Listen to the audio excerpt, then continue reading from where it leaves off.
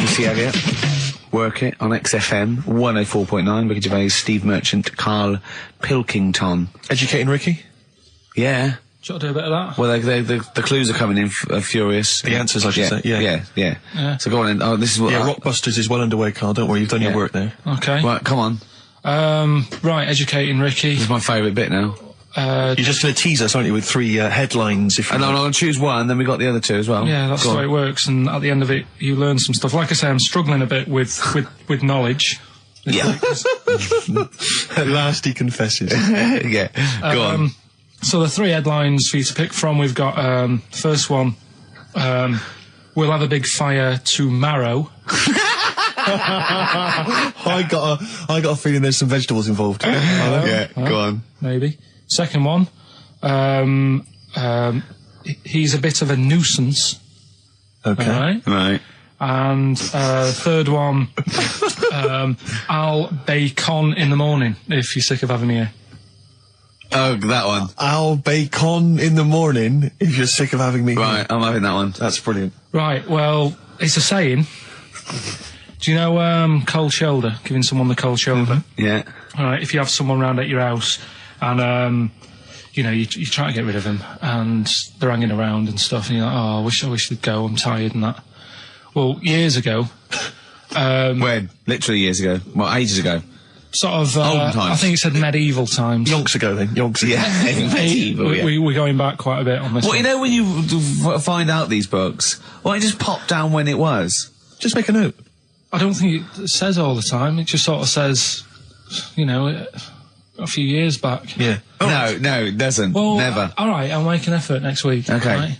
So, it's annoying that, because my girlfriend said to me, just make a note of the time, they'll stop having a go at you. Yeah. Yeah? And I kind of thought, it's all right. Didn't listen. I don't think it matters anyway in this one. We're looking at the saying, right? So it's giving someone a cold shoulder, right? And what it is, right, ages ago, there wasn't enough houses for people. Right. Because there wasn't much money being made. You know, there weren't big businesses. People weren't earning good money like they are now. So there wasn't as many houses, right? So what you ended up getting is like, you know, the rich people having a nice place to live. Oh. And the poor people were like wandering about, you know, looking for places to live and that. And what they ended up doing is they had like, people would go around to the mate's house and say, look, I haven't got anywhere to live. It's a bit cold. Can you let me stay? Right? So they'd go, oh, all right, then you can stay a couple of days. But they ended up staying for like weeks. Yeah. Right? So to sort of get rid of them, what they'd end up doing, they'd be making the dinner, and they'd be making a lovely dinner, like a bit of meat, nice warm meat, and nice veg, gravy. And this happened every time, did it? This is where the saying came from. This is what happened, Rick. This is what happened every time. It was in that vague book. The book of vague sayings and stuff. Right, so they'd be making a nice meal, but what they did, they looked after all the family. But the person who won't go home, they just give them some, like, sort of a cut-off of cold meat. Right. So they'd say, you're giving them the cold shoulder. Meaning... Right. Okay, that's rubbish. Okay, absolute... Carl, why would that necessarily work? Yeah. Why do they always, in every situation when you want to get rid of a lodger, well, still feed him every day, but make the meat lukewarm. So they always leave then. Yeah. Oh, this food's lukewarm. I'm going to become homeless and again, wandering the streets. Hold on, are you giving me the cold shoulder? Yes. Do you want me to leave? Yes, just say leaving. No, I like to do it cryptically. That way, in years to come, someone will have a little saying about it. Well, anyway, that was our bacon in the morning. If you've had enough of meat, we'll leave that. Well, bacon in the morning! Oh, bacon in the morning if you've had enough of me! Come back. What are the others? Just tease us again with the others. We'll come back to those. You've got, he's a bit of a nuisance, and we'll have a big fire tomorrow. Nice, looking forward to that. Interesting. Carl is studying. Okay, what's the next one? What's the educating Ricky? I don't know. See, like I say, I was looking around and there's stuff that is interesting. Right, I was looking on the web. But there's no point. Well, it's just that I found one about... what's the point? About a lad who, 8 years old, but he's still breastfed. Now, I don't know if you can get anything out of that. Is that what his mum said?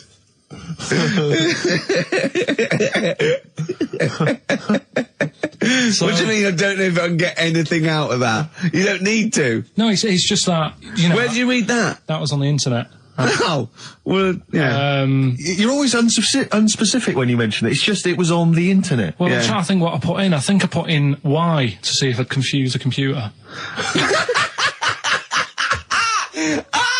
And then, Go! You are... No, I did, no, honestly. I did a search, put in why, and it came up with funny things that, like, why is this person doing that? Why is that? And it had a picture of this 8-year-old lad, sort of, you know, on his mum's nipple. And it was saying, you know, is this healthy? You sure that wasn't asking you that question? What? I put in why? Just to confuse the computer. Like, the computer go, what do you mean? Yeah. Stop it. Yeah. Oh, look, yeah. Last week, I was walking, home with him, and I went, he was saying something stupid, and I went, I've got a competition for next week. Let's do a phone in, and it's called Karl Pilkington, Genius or Fool. Yeah. Right? And he went, no. I went, why not? He went, well, they'd be confusing because they say there's no difference between genius and being a fool. We do though, don't we? No, but it's rubbish, and people say there's a fine line between madness and genius, and, you know, it's a ridiculous soundbite. They don't say there's a fine line between a genius and an idiot. Well, the people who do are idiots. Yeah. So what would you do there, though, just to sort of wrap that little thing up? What would you do? That lad loves his mum's milk. What are you asking me to come up with? No, I'm just... A title for the story? No. It's just what would you do? Right. What do you mean, what would I do? Well, it's causing a bit of a problem in the area, right? What area? In America, I think it was. Oh, America are a problem, are they? George Bush is worried about this kid who's breastfeeding at 8. Imagine it like this, right? Right. No, so Carl, what are you asking me? About this spurious story you saw on the internet? I saw it on the internet. There's an 8-year-old lad, he likes his mum's milk, and he's saying, is this right? Should it No, be it's going not. on? But what do you want Ricky to do about it? It's not his responsibility. Yeah. No, but the little town that he lives in, they're all causing an uproar, right? Going, this isn't right, you know, I can't let my kid play out in case he's in the garden with his mum getting a bit hungry, right? So, what should they do? Because his mum's saying, well, he likes it. Yeah. And he, you know, what do you do? I don't know the laws. No, but I'm not asking you to sort out the laws. I'm just saying, if you lived in that neighbourhood, what would you say? If you went up to him and said, look, everyone's getting a bit fed up with this, look. I'd say, what would I do? What do you mean, what would I do? what are you asking me? Right, it doesn't matter. No, what are you asking me? What are you asking me and Steve and the public? I'm just saying, say if you live next door to this woman. Yeah. Right? The kid's hungry, 8 years old, he's out playing on his bike and he goes, Mum, I'm getting a bit peckish, and he goes, all right, son. She whops one out. And he starts having his milk, right? You live next door, you're putting your washing out, and you see this going on. You're getting a bit sick of it, because it's gone on for months.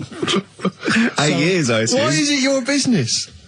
Why are you such a nosy neighbour that you're concerned? What would you do, Carl? Let's turn it back on him. Yeah. What would you do? What's your solution? What would you do?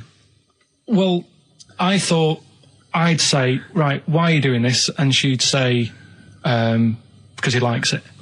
And I go, all right then, put it in a bowl first. Genius. And you think that would sort that out? No, because I was thinking about the whole thing, right? And you do that when you're a baby, and everything's all right, innit? Yeah. No one bats an eyelid at a little baby having a bit of milk from its mum's breast, right? Yeah. You'd almost say it was natural. But you grow out of it. It's like you don't see. It got me thinking about things you don't see. And you don't see... Did you put this into a computer? Show me things you don't see. What else don't you see? Well, you don't see, like, an old man having a Twix. You never... So what? You know the terrible thing about all this, Steve, is he's right. You don't see it on I know, that's a terrible thing. So what they have got, right, they've made old man toffees, haven't they? They've come up with Gervais. Is that a song? Oh, God. You don't see it. No, listen now. So they've got their Werthers, right? Yeah. So, Look at him. You think he's giving a lecture teacher at Oxford. It's not going anywhere. No, go on, sorry. Go on. I'm just saying, Right. you grow out of things. Yeah. And the old man, I'm sure when he was a kid, he'd have a Twix. Yeah. Now it doesn't look right, so he's having... It doesn't look right. So... Right. I don't think Werther's originals were specially designed for old people. I think they were sweets that just happened to have been made for years. That's why old people eat them. Yeah. They didn't go, hang on, there's a market here. I've noticed old people aren't eating Twixes. Quick, let's make some old man sweets.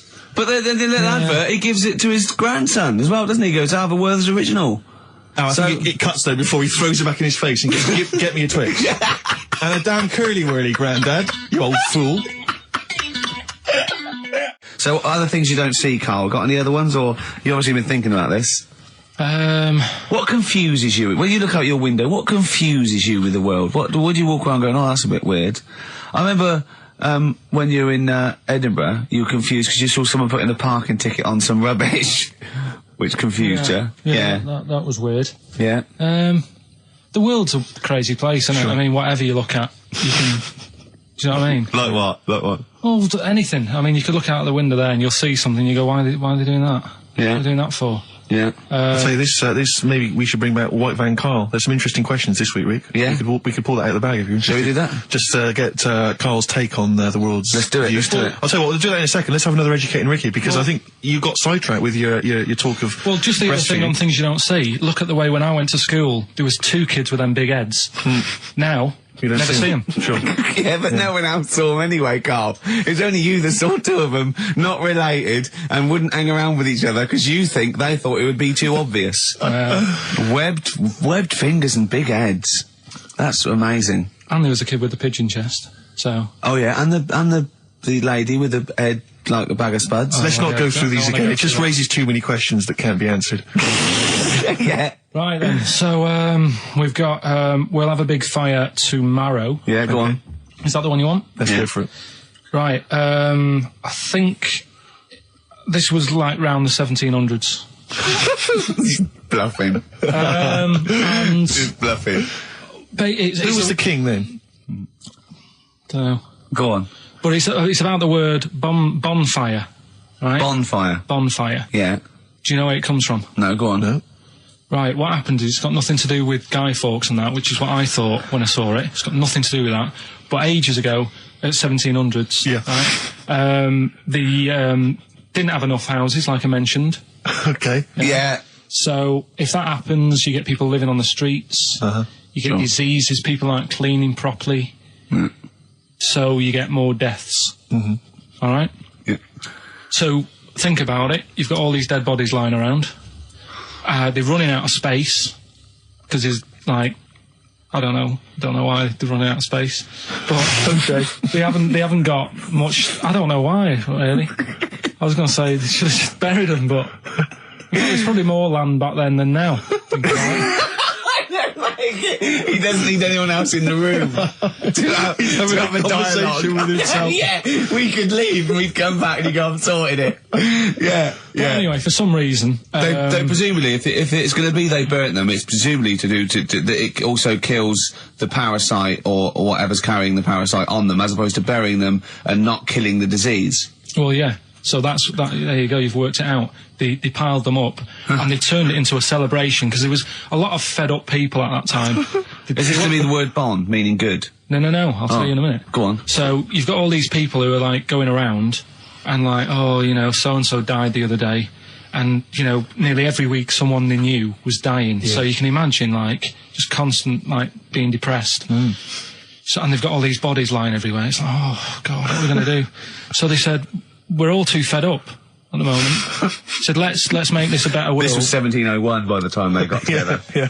So they said, what we need to do is have a big party. So they said, yeah. Good thinking. See what you're thinking. So they go, right, well, we'll put all the bodies in a big pile. And they're all diseased and that. So they set fire to the bodies. And they said, let's have this as a celebration to remember them by. And, you know, we'll have a drink and that and have a chat. We'll have this big fire going. And it came from bone fire. Ah, right. So Bone it was fire. it was all the bones. Bonfire is bone fire. Yeah. Excellent. Yeah. Yeah. That's interesting. So that's how it came about. Yeah, in the 1700s. Yeah. That was. No, probably. I reckon it was 1600. Probably earlier. I reckon it was the plague. I reckon it came from. But interesting stuff. Interesting Yeah, so stuff. that's Did you celebrate Bonfire Night? Is that a big celebration for you? Do you like the fireworks? I'm sick of fireworks. I just think they're rubbish.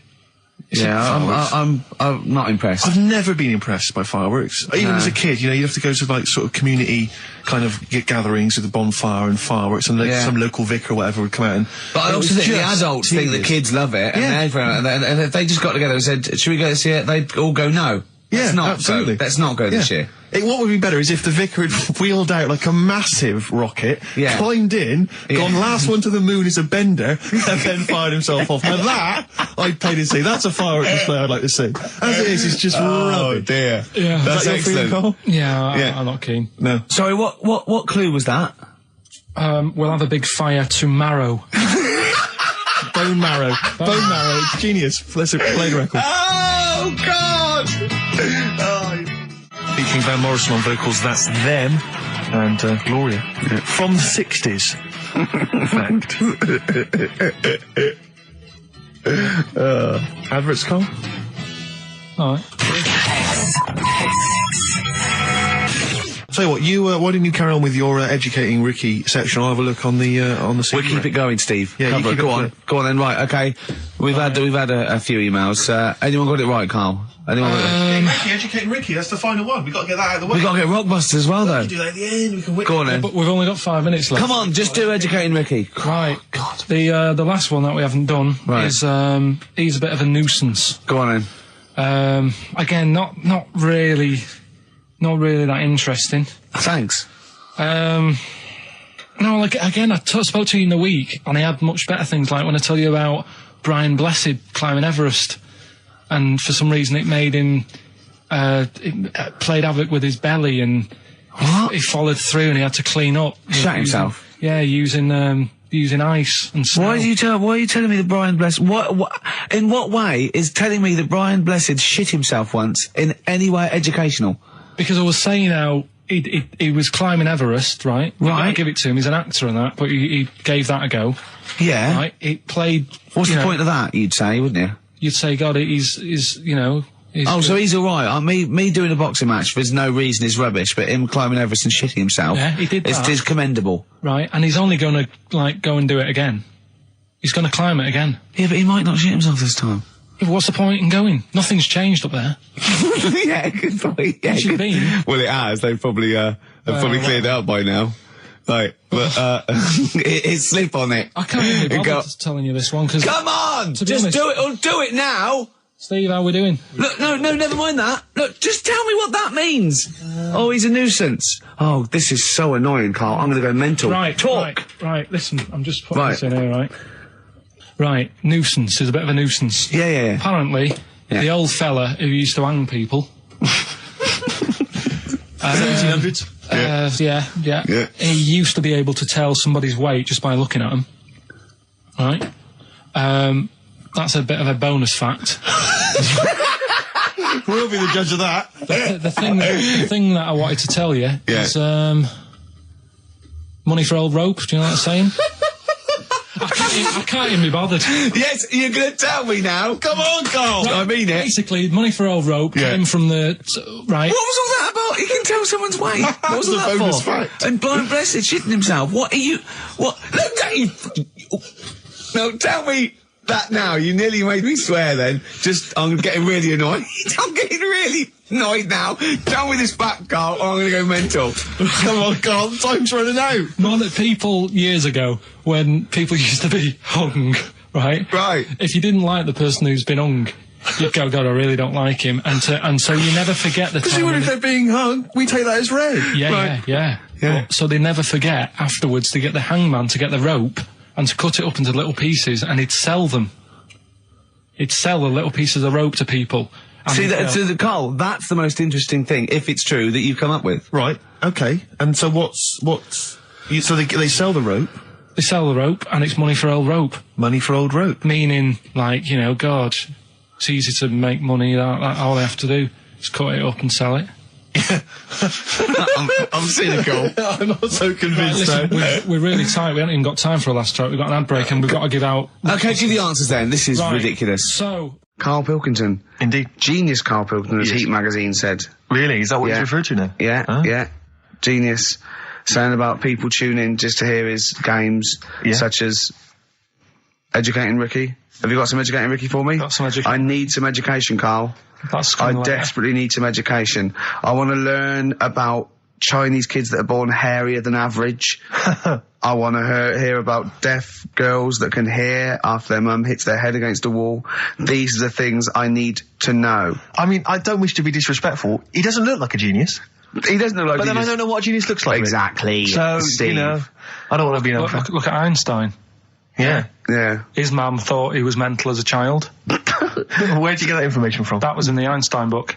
Well, it was in the Einstein book, then it's truly true. Which Einstein book is that? His Theory of Relativity? The big book of Einstein stuff. Oh, yeah. Yeah, the big bumper book of Einstein stuff. It's for a coach trip, and you have to fill in E equals MC1 squared, 2 fish, or 3 hello, and then it's multiple choice, and you fill it. It's great. Did his mum think A, he was a genius, B, mental? Most people go for A, but it is in fact B. She thought he was mental at the age of 28. Oh, Karl, you never let me down. You never let me down. So have you got Educating Ricky for me? We've got Educating Ricky coming up. Karl Pilkington in the chair now.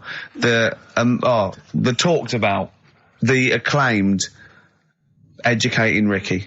Right, well, just in case anyone's new, doesn't normally listen. Yeah. Basically, I'm Educating Ricky. Yeah. Do a bit of research in a week, find stuff, news, history, anything that's interesting. 3 stories, I give them a nice little headline. You take your pick. Yeah. Between now and 3, you're going to learn 3 things. Yeah? Yeah. So, the headlines are, I'll be no buying one of them. Give us that again. I'll be no buying one of them. Nice, okay. Yeah. We've also got hippopotamus. Okay. Okay. And can you believe it? Can you believe it? Well, I'm going to go for hippopotamus. Hippopotamus? Hippopotamus. Right, well, this one, it's... I'm not going to take the credit here. I heard Christian talking about this on breakfast, right? Because it's a good story that happened. Basically, I don't know if I told you about it last week when we were having our spaghetti. But, I think you did. Right, I know what it is. I know what this is. Okay, I've not heard this. Right, there's a little midget. Right, there's a circus. I'm loving it already. Circus going on somewhere. I think it was in America. Yeah. And, is that present day or old times? I'm talking like in the last 3 weeks. Okay. Right.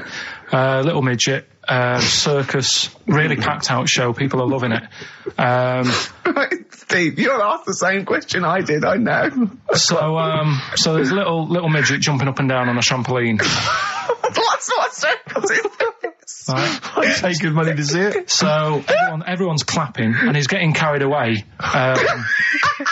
Because he can't believe they're loving it. I didn't know they'd like a little person on a trampoline, but they love me. But you know what it's like when, if there's a crowd of people sort of encouraging you to sort of go higher and stuff. Yeah. And I'm sure he knew it was getting out of hand.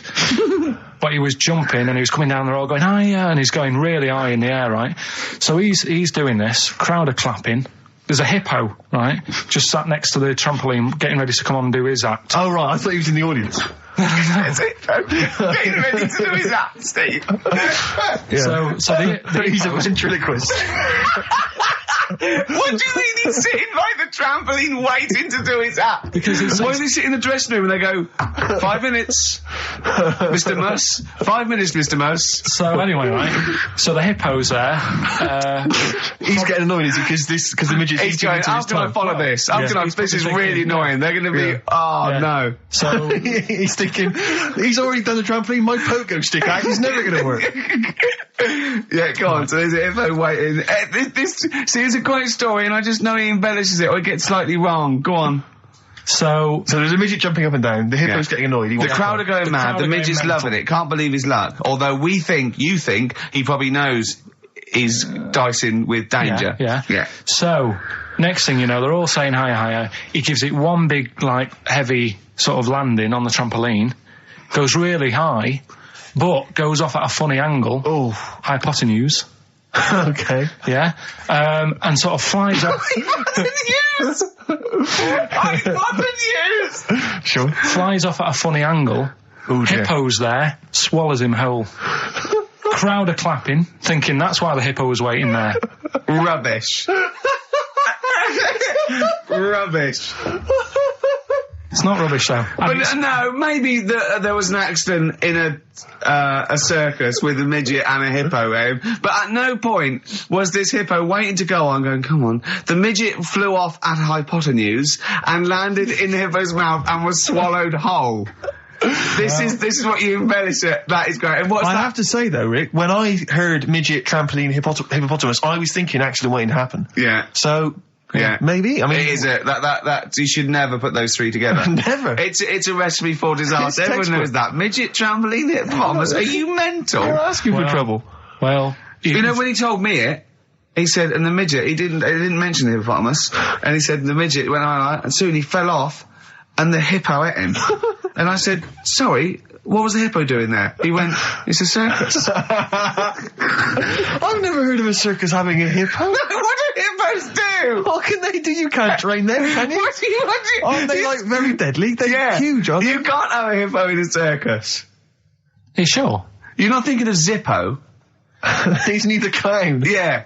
No, and it wasn't some sort of where Zippo was eating a midget and it's some sort of horrible sexual act. No, it was definitely, I heard it on breakfast, right? Oh, okay, sorry. No, it's definitely fact. Yeah, okay, right, truth. okay, good. Do you know what a pelican, I read the other day, that has to turn its head upside down to eat? Give us the clues. So, Rockbusters... Well, let me just explain. A bird has a gullet, an esophagus and a gullet is all in one thing. It hasn't got peristalsis, which is the movement that we have that can make food. So a bird can only rely on gravity. Yeah. So it has to have its head up and has to shake. It can't eat. You were going to say that, weren't you, Carl? Yeah. Yeah. Educating Ricky, part 2. Right, what's the clues left? Well, we've got left the headlines Albino buying one of them. Yeah. And we've also got Chicken You Believe It. Chicken You Believe It. So they're the two that are left. Which one's you going for? Chicken You Believe It is not that picture, is it? That we saw. Which picture? The bloke with the... No. Right, okay. God, that was bad. Right, okay. So... I just better explain we that. We can't really discuss this on air, can we? Well, we can. Steve brought in, Carl, the best book ever, which is, what is it? I found it when I was moving house. It's an FHM publication, and it's kind of like lots of grotesque pictures and stories, and like a book of freaks and weirdos and grotesques. And Carl opened it, and the first one was like... At the back. At the back. Well, you couldn't believe your luck, could you? What was it? What was number 50? A bloke with two heads. And he said, what's number 1? Yeah. And then number 6, there's a bloke who's a squid or something. Octopus. Yeah. Yeah. He's loving it. At number 1, he said, well, it's just a fella under a rock. And I went, oh no, read on, I think I know about this. And it's the fella that was found, he caused a landslide while having sex with a chicken. And they pulled him up and there he is, the chicken. Right, so Carl could not believe his luck. So it's not that. Chicken, you believe it? I'll have that one. You're then. going for that one? Yeah. Right, well, we've talked a lot on the show about... We've talked a lot on the show. Yeah. About animals without heads. We haven't! We haven't! We talked about cockroaches could live without a head for 7 days. Yeah, we've talked about that. And then, of course, there was the well-known one about the fella who had his head cut off, and he blinked. He said to his mate, "Count how many times I blink when my head comes off." Yeah, when you told it to me, you said his head came off, and he said, as his head was in the basket, he said, "Quick, count how many times I blink." And it was Nick Frost that had to go, "No, Carl, no, he said it before." I went, and that was lovely. So yeah, we've talked quite a lot about things heads coming off. Go on then. Well, this one, right? Back in 1945. You looked it up the date. It's got a specific date. Wow. Mate Jonathan sent this one. You know him as well. The lad at the BBC, right? He emailed this one in. So thanks for that. Chicken. It's called Mike. There's a chicken called... Sorry, I missed a bit there. There's a chicken called Mike. Chicken called Mike. Okay. Right? Yeah. Well, what happened was, it was living on a farm, right? Loads of chickens knocking about, and the owner of the farm is like, you know, getting ready for tea, and his wife says, go out and get a fresh chicken, because my mum's coming round. So he thinks, well, I want to get a good one in, because I want to impress her, because back then, even then, they wanted to impress the mother-in-law and that. So they said, all right, I'll just nip out and get one. So he sees Mike, chicken, running around. Is this during the war or after the war? 1945, I'd say that was after. No, it ended, well... It ended in 1945. Yeah, September, go on. So, chicken's running about, he thinks that one, that looks alright, I'll have that one. Mikey. So he picks it up, and he cuts his head off. Oh. Puts it on the block, cuts his head off, runs about a bit, like they do. He thinks it'll stop in a minute, keeps running about. Oh, what's going on here? Right? He's now like chasing the chicken without an head. Yeah. He's saying he should die in a minute. Anyway, doesn't die. Chicken's walking around with no head.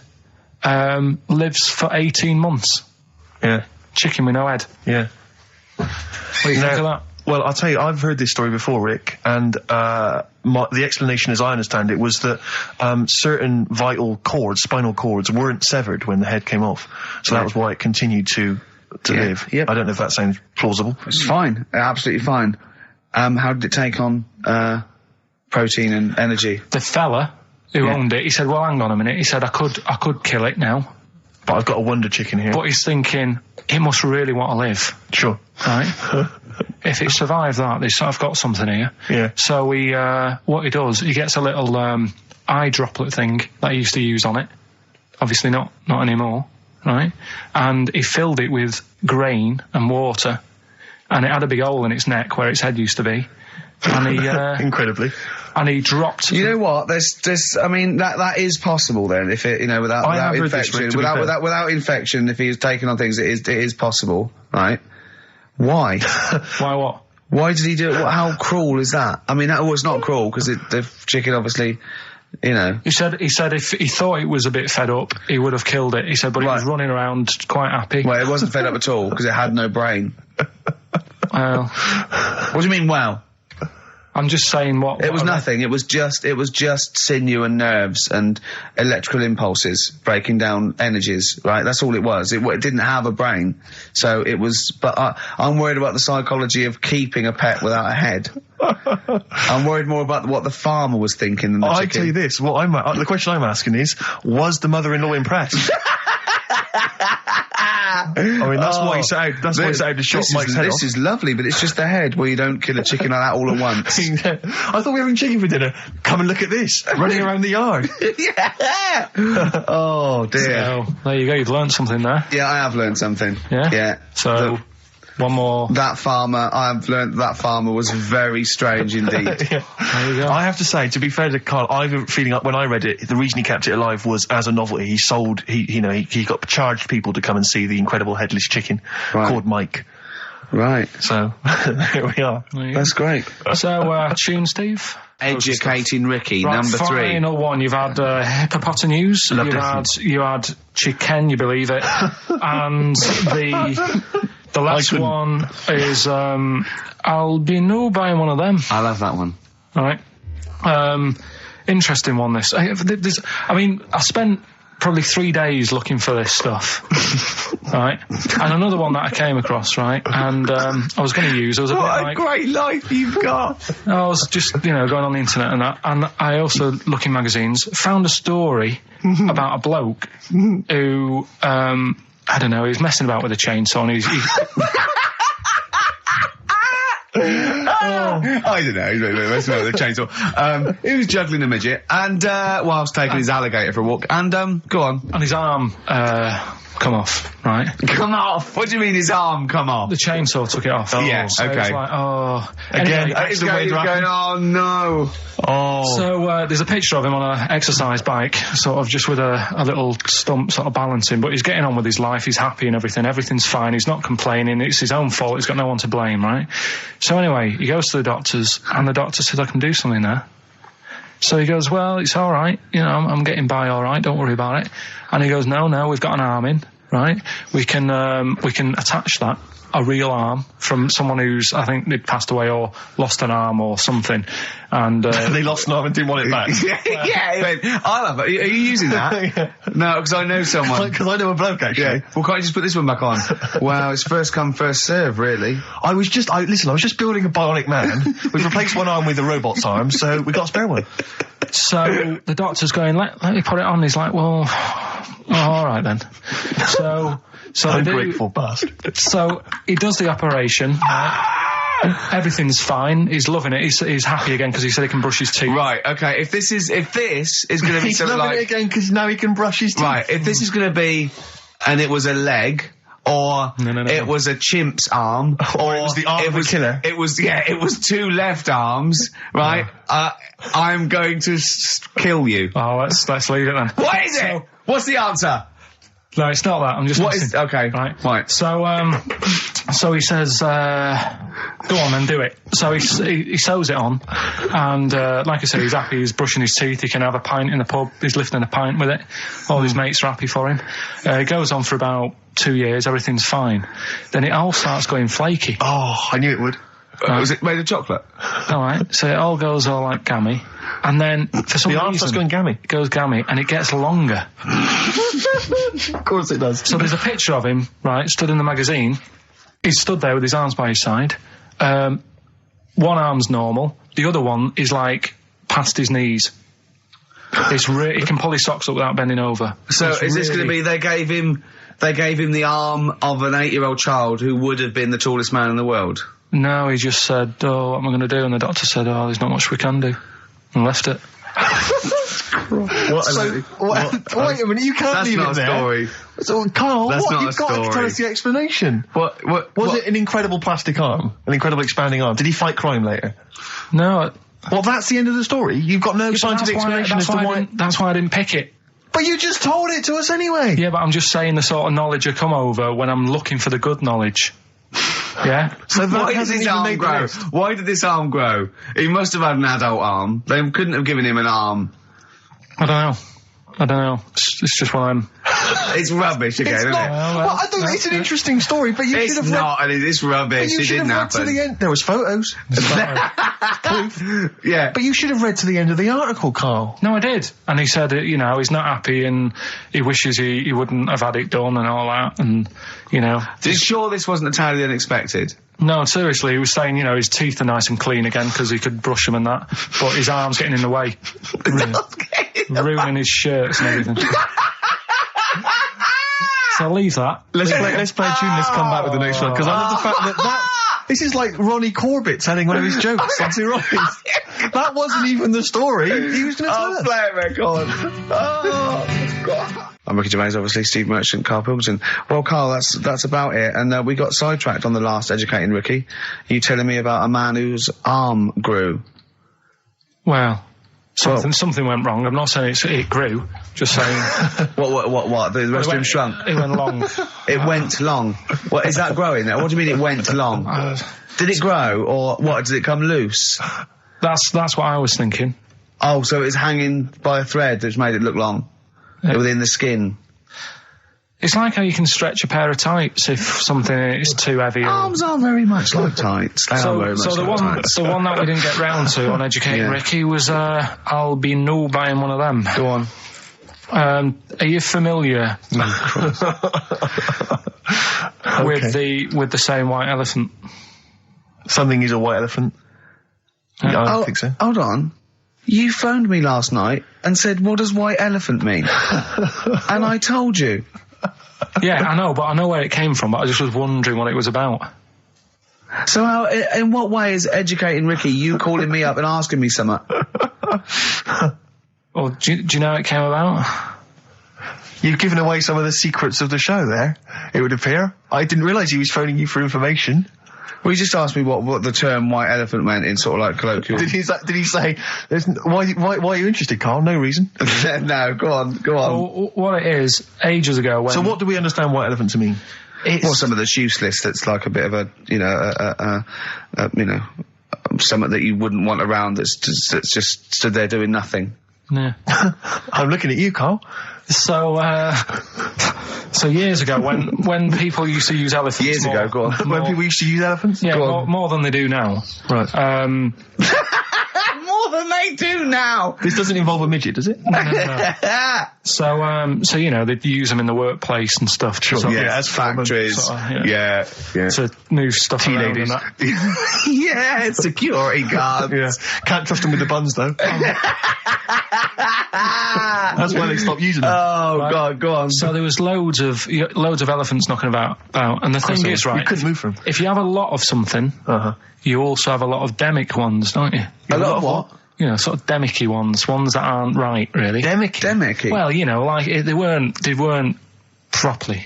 They weren't properly. Sorry, Carl, what are you doing? Right, I'm getting to the story. So what I'm telling you they were a bit demicky, so they weren't properly. Have you started making words up? Right. Yeah, you Stanley Unwin. reincarnated. Demicky? Well, yeah. There was a lot of albino elephants knocking about. Okay. Where is this? Olden times. Africa. Yes! Should we say Africa?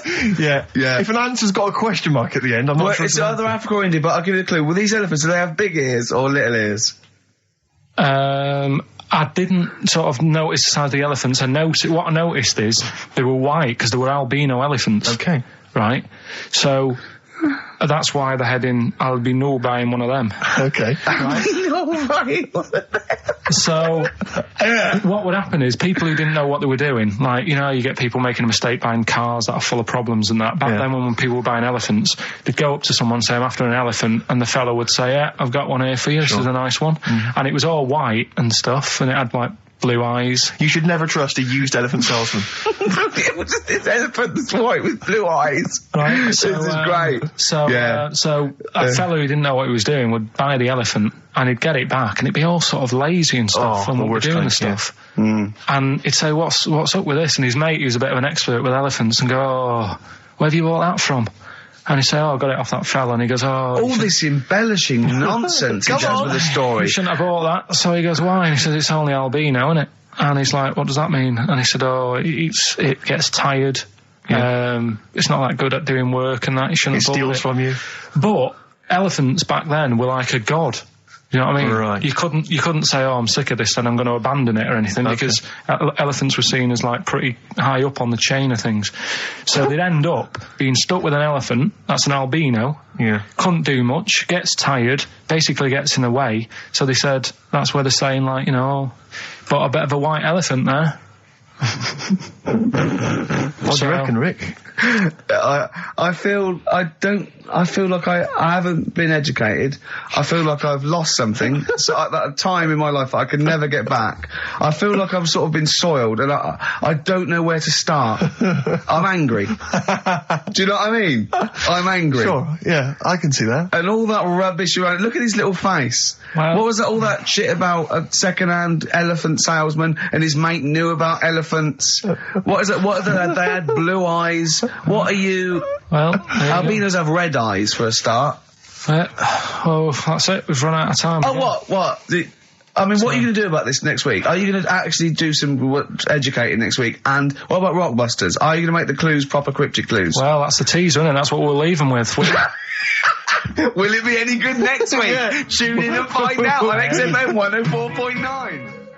Oh, I need some learning. I need some knowledge, Carl. Educate me. I might be able to help you. Go on. We've got 3 things, as always. I give them a little heading to tease you as to which one you want to learn first. Yeah. First one is the tip included? Is the tip included? Like it. Second one, I want to come here in hindsight. Right. I wouldn't have come here in hindsight? Yeah. Okay. And the third one, am I going to have to thump you? Am I going to have to thump you? Okay, and you've trawled, the internet? So if I can get into the mindset of this plan, is the tip included? Well, obviously, that's probably not going to be about a weight. It's going to be if that's someone losing the end of his knob, I assume. Am I going to have to thump you? That's a man who lost his arm in a fight, but then picked it up with the other arm and smacked him with it. What was the middle one? I want to come here in hindsight. Hindsight. Heinz sight? It's someone was blinded by baked beans. Sure. So what are you going for then? I think I better go for, am I gonna have to thump you? Right, well, this isn't... I've been struggling again, to be honest with you. Searching high and low for stuff, and some of these I had to leave till this morning. Right, because there's just not enough knowledge out in the world, is there, that you don't know about? I found out about something in the week about a guy who was playing tug-of-war. This is bonus material, isn't it? He was playing tug-of-war. Oh, his arm came off. Only his arm come off. Yeah, he got caught up in the rope, yeah. No, he didn't. He didn't get caught up in the rope. He just was trying that hard and didn't want to lose. He kept over. But he allowed his arm to be pulled off. He really wanted to win. And the other team pulled it and his arm come off. No. Well, I don't know who to believe. Well, think about it. If he's gripping, yeah. As soon as there's tension, like the arm coming out of the socket, the hand might release. I think his arm got caught up in the rope. And so it was involuntary, as opposed to him going, well, my arm's coming off, but I'm not going to lose this. You might be right. That's the fact. That's a bonus. That's a bonus fact. Yeah, well, that's educated me. Well, a man lost his arm. Oh, interesting. Go on. I'm gonna have to thump you. Yeah. Do you know the saying, shut your face? Yeah, I've heard the well-known Shakespeare, innit? Yeah. Do you know how it came about? No, Joe Dolce. No, go on. It's ages ago. Oh yeah, literally. Like knights who wore armour. Okay. That's armour gonna have to thump you. That's how it came about. Okay, armour. They wore all the stuff and they had the helmet, and say if they're guarding something at night, stood outside a castle or something, yeah. And there's probably going to be two of them, right?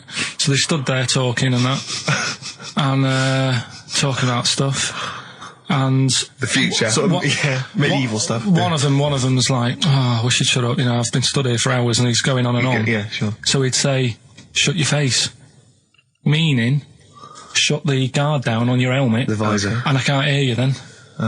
So shut your face. Shut your face. And that's how it came about. Well, I suppose it would be interesting if I could just rely on it. I'm not sure it's true. I know. I just never know. It needs to be corroborated. It's like, I don't know where he got it from, but anything via Karl is precarious. Yeah, I mean, I feel like maybe you should give us your sources next time. You know, tell us where you got this information from. Got it off the internet. Yeah, but where on the internet? I can't remember where that one was. I mean, I always go through like the news pages and stuff, and this news should be updated because they've only reached the 17th century, which was last week with people eating tomatoes off lead plates. Then I look at news and there was stuff about a woman who was in a shop and she, I don't know, they had some workmen in doing the shop up, and they had some wood glue left out, and she asked for some pear juice, and then the guy went and thought the glue in the thing was the pear juice, and she went and drank that.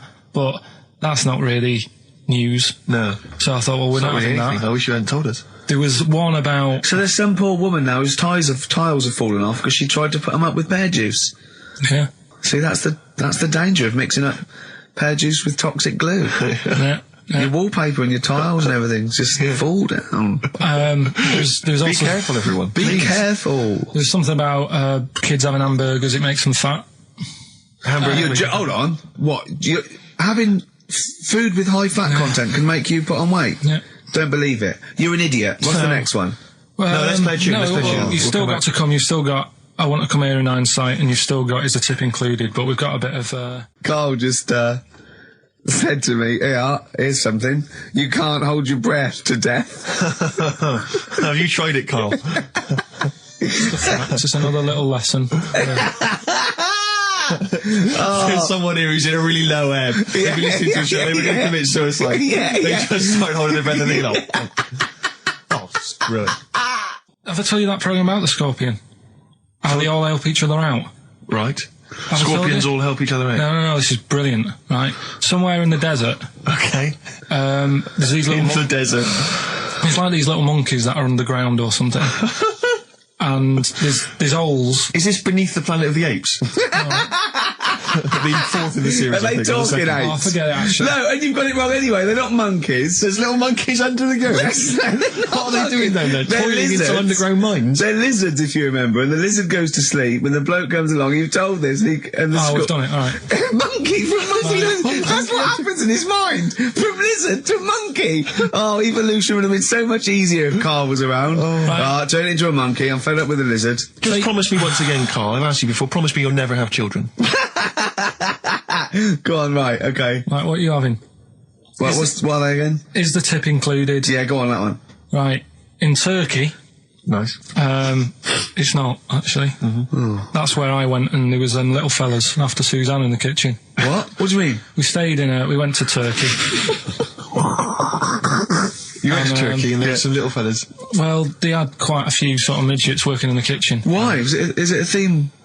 No, was it a theme holiday? I don't know. Might get them cheaper or something. Was it? So they were get working. Them cheaper? They were working in the kitchen, and one of them fancied Suzanne and kept sort of eyeing her up, and she was winding me up saying, "Oh, not eyeing up and down, just eyeing her up." Yeah. Anyway, no. So what was she doing in the kitchen? No, it's like a pick what you want to eat type buffet, but you have people clearing the tables and that ready for you to come along. Are they low tables? And you know, he was just keeping an eye on her. What did he say though? Was he a It little? was Turkish, so I don't know what he was saying. But he was a little fella, yeah. Did he? What do you mean a little fella? What do you mean little fella? Sort of dwarf-like. What do you mean dwarf-like? He had magic powers, or he was 4 foot? No, what do you mean, Karl? A little bloke, just like a normal bloke, but small. If you stood him in the desert, you wouldn't know. But he'd be hot and thirsty. Right, Karl. You should watch out for the monkeys. Yeah, underground. There's underground monkeys. Look, you can't just say there was a little midget fella who was eyeing up my girlfriend and then leave it. What do you mean? What was happening? This is a story to us. This is much more interesting to us than, and she was deaf, right, and she hit her head. That's much more I don't understand how it manifested itself. Did he come over and say something? No, do you know when it's like girls know, don't they, when someone fancies them? What do you mean there was lots of them as well? Do they? That's worth knowing. Listen, right, come on, right. So you went to this holiday, yeah? Yeah. And you went into the dining room or something? Yeah, downstairs. And you looked over. You thought, this is odd, there's no one serving. Yeah, and they go, Wait a minute. Hold on, you looked down and there was a little waiter. There was loads of them running around busy. Why though? Why did they get summer? What do you mean? Because it was loads of them. summer. They had more of them They on. come out in summer. What do you mean they had more? What do you mean? Because it's busy, isn't it? no, but they hibernate in the Why winter. were they all midgets? I don't know, maybe it doesn't heat stunt your growth or something. No! Well, they just happened to, maybe it was a thing that they did for tourists or something, I don't know. I just got on with my meal. It was a holiday, do you know what I mean? God. Right, So it's a midget serving. I'm not going to ask any questions. Right, okay, yeah. So they're all little fellas running around, and this one always was like, you know, oh, do you want a new serviette? You know what I mean? Going out of his way to sort of... for turning on the charm. Yeah, he was going out of his way. The others weren't. Right. I think what was happening is he'd been working with Santa all the winter. Yeah. This is a little summer break. This one He was hadn't seen your a girl. waiter, and so he was being polite to you. Maybe. But what did Suzanne say then? Well, she was using it to wind me up. What was she saying? Oh, Just like, you know, look he may be small, but he's built like a... Yeah, he's all man. So... Were you jealous of a midget then? You were jealous of him? It is a bit annoying, isn't it? Why? It wouldn't bother me as much now, because I've been with her for ages. Right. But at the time, that might have been one of our first holidays, and it's like, you don't know, want to be what's going on? I paid for this holiday. Yeah. And then you get off with a midget? Yeah. Oh. So anyway. But it doesn't matter, because you got chatted up by a bearded lady. So. Yeah. Tell you what, no, that's got nothing to do with that. What were you going to say? What were you going to say? I was going to say the hotel was half board, and maybe... Oh, right. I thought you were going to say it's just one of her shortcomings. So listen, right? Play a record. Right. Badly drawn boy, born again. Right, just get this educating Ricky out of the way. So, Turkey, yeah. So what is this again? It's educating Ricky, is the tip included. Right. Apparently a fellow was on holiday in Turkey. He's just having a normal holiday. Weather's good. You know, he's having a good time. Waiters are all normal height. Yeah. He's having his meal. He hears a load of screaming going on in the kitchen. No. Has his girlfriend wandered in there? And they do, with a stepladder. The circumcised people in the kitchen, and apparently... What are you talking about? Whoa. Slow down. We were sidetracked there for a minute. What are you talking about? Well, I'm excited about two things at once here. One, they circumcised people in the kitchen. Two, I guessed it was someone losing the end of their knob. You did, yeah. I started thinking like Karl Pilkington. Extraordinary. That is amazing. Apparently it was going on. It wasn't just a one-off either. Well, when I say a one-off, I mean they did it more than once. Yeah. Right? And there was... it was there for a week, and apparently the first night it was quiet, and then the rest of the week, every day, it'd be like having his breakfast, or even his lunch, or even his tea. Yeah. He'd be doing it all day. Oh. You'd be hearing lunch screams. and breakfast, fair enough, really. Yeah, circumcision at tea time. Don't do that. And apparently it's a tradition over there. You can't even make a complaint about it. It's like, well, you should have found out before you come over. See, I can't believe this is true. I'm a little bit lost. Believe this is he was true. in a restaurant, in a hotel, and there were people having circumcisions in the kitchen. Yeah. Is that right? I'm even worried that we're bordering on the racist here, suggesting that is tradition, that Turkish people cut the end of their cocks off in the kitchen. Yeah. At meal times. I think you're wrong, Karl. This sounds ludicrous, Karl. No, I don't think it happens everywhere. Right. I think this Just in this hotel. certain places. Certain hotels. Certain hotels. What, is it like 2-star? Yeah. Why did he go to the Foreskin Inn? It was his own fault, wasn't it? So that's... Sorry, that's it, is it? Have they closed? Sorry, no, wait. That's the story. You educated me, right? Once a fella saw some Turkish people cutting the tip of their knob off in the kitchen. Thanks very much. Thanks very much, Karl. Got any more? Well, there's things you can learn from it. Either don't go to Turkey. No! Don't have calamari when you're over there.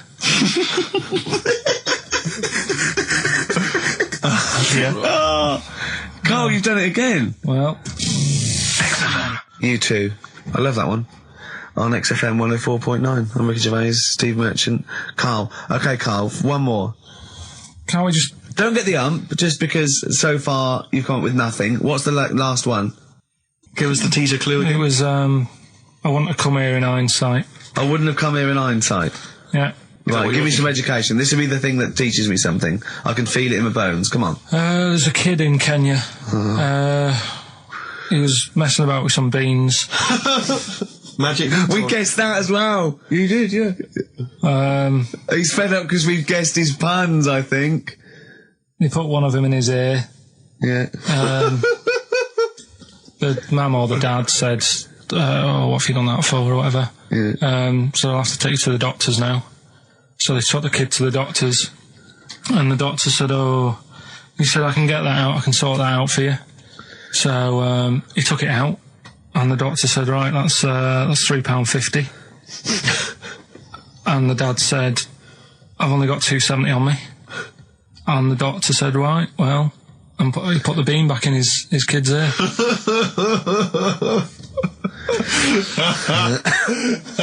I don't know what to say. I don't know what to say. I mean, a couple of questions from me very quickly. Are you sure that those were definitely the sums involved, were they? Well, the equivalent of whatever the deal with in Kenya. Yeah. It was the equivalent of so what currency was it, Karl, that you translated into sterling? I don't know. No, it was saying in the thing. It said the equivalent of £3.15, £2.7. Did it say that? Yeah. So did it say that? Yeah. Karl, look at me. Did it say that? Yeah. It said that was the. Did it say that? Yeah. Yeah, it did. It definitely said that. Definitely. Yeah. So it's just like, I suppose, I don't know. I mean, all these things. The idea is, it's not like a lesson. It's like, I'll tell you this, see what you can get from it. Sure. So look at what I've told you already. The Knights who said shut your face. That's that's amazing. That explains itself. Yeah. Turkey with the circumcisions in a restaurant. Yeah. That'll hold me in good stead. Yeah. Don't go there. Whatever. Yeah. This one, if you're in Kenya, don't put beans in your ears or something. Doctors or carry £3.50 or the equivalent of. It's just the idea that the doctor put it back in his ear. He forced it back in his ear. So is it still there to this day? I mean, is there any update on that stuff? Or does he go back with the £3.50? I presume he either went and got a second opinion, see if he could get it cheaper. Right. Or another doctor. Yeah. Or he said, right, I'll come back next week after I've been paid. Or he saw how the doctor did it and thought, well, I'll have a go at that. Shall I get home? Yeah, for free. But he never said how it ended. No. But, I mean, I apologise for this week. 'Cause, I mean, I haven't got that much out of it. You've not been enriched. It was very, very light. Like I say, there was the tug of war. There was a fella in Scotland who had a load of tattoos. Okay. Is that it? Is that the end of the story? 98% covered. Right. Just between his toes, he didn't have done. Why not? Because it looked stupid. I don't know. It just said 98% done. Because the last few weeks have been genius. What is a drop in quality, is there, of the education of me? Well, it's just, like I said, I've wasted a lot of time this week searching on the web, right? You wasted a lot of time searching on the web because you come up with things that aren't true. Why don't you look in books and verified sort of like journals? The web is the new book, though, isn't it? No, the web is the new book. That's the new going wrong. Yeah. Well, so I've been searching. There's hardly anything. I spoke to you in the week. About Monday or Tuesday. What did you say? There's nothing happened this week in the world. There's nothing going on. There was a new car wash that you can put dogs in. There was a car wash you can put dogs in. That's the only thing that's happened in the world. And that and the jellyfish, and we've covered that. So, so we've got, I've managed to find some bits, but it's not that good. Do you know what I mean? Like last week when you were laughing at me about... Why do you want to confuse machines? Do you remember when he put in Y to a computer search engine to try and confuse it? I love the fact I want the computer to come back. Why not? And your head explode.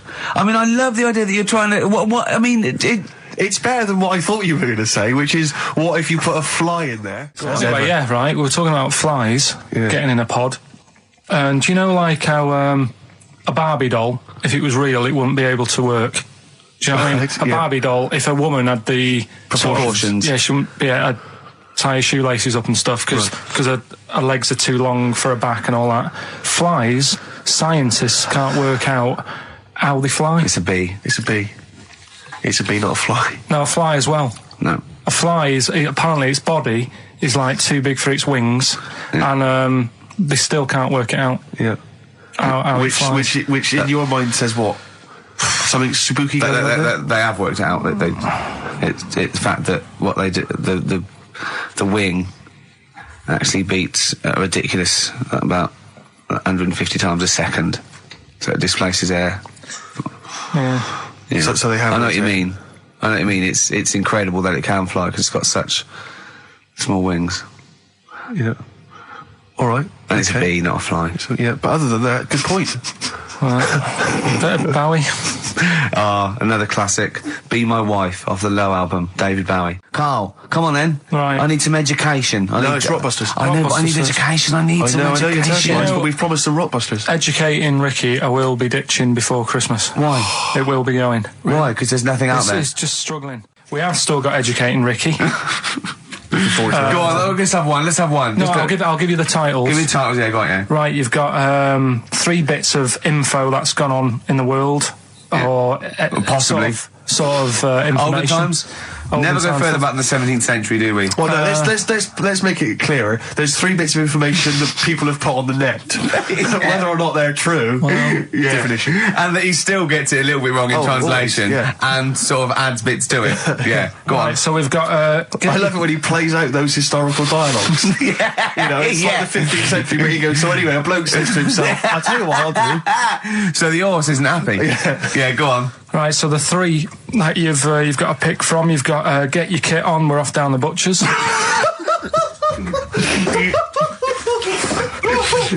Let's get your kit on, we're off down the butchers, We've got Wash Up With You. Wash Up With You. Wash Up With You!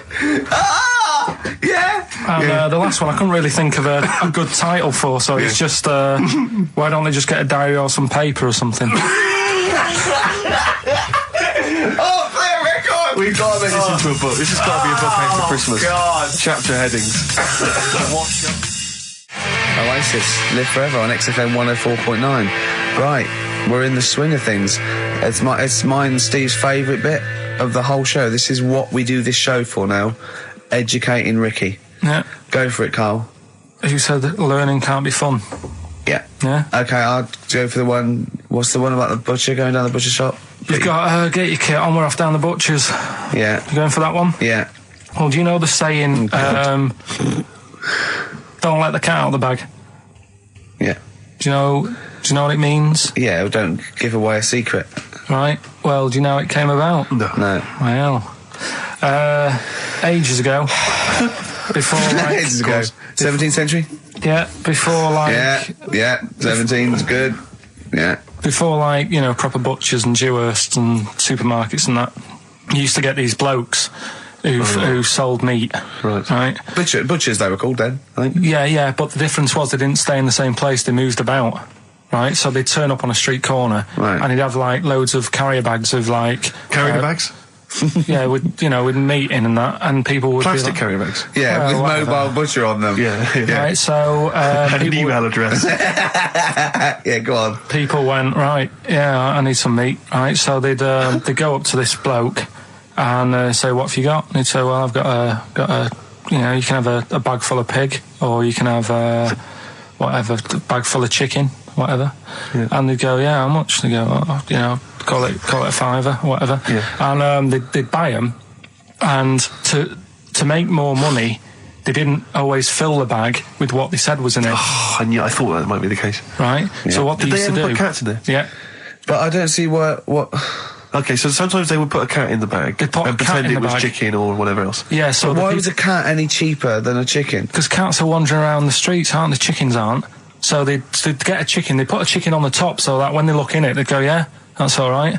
Got a bag full of chicken. They'd get home to make the dinner, and they'd be like, what are we having tonight? And they'd go, well, you'll never guess. And they'd have, like, you know, well, you can have a chicken leg, and, you know, but it would be a cat.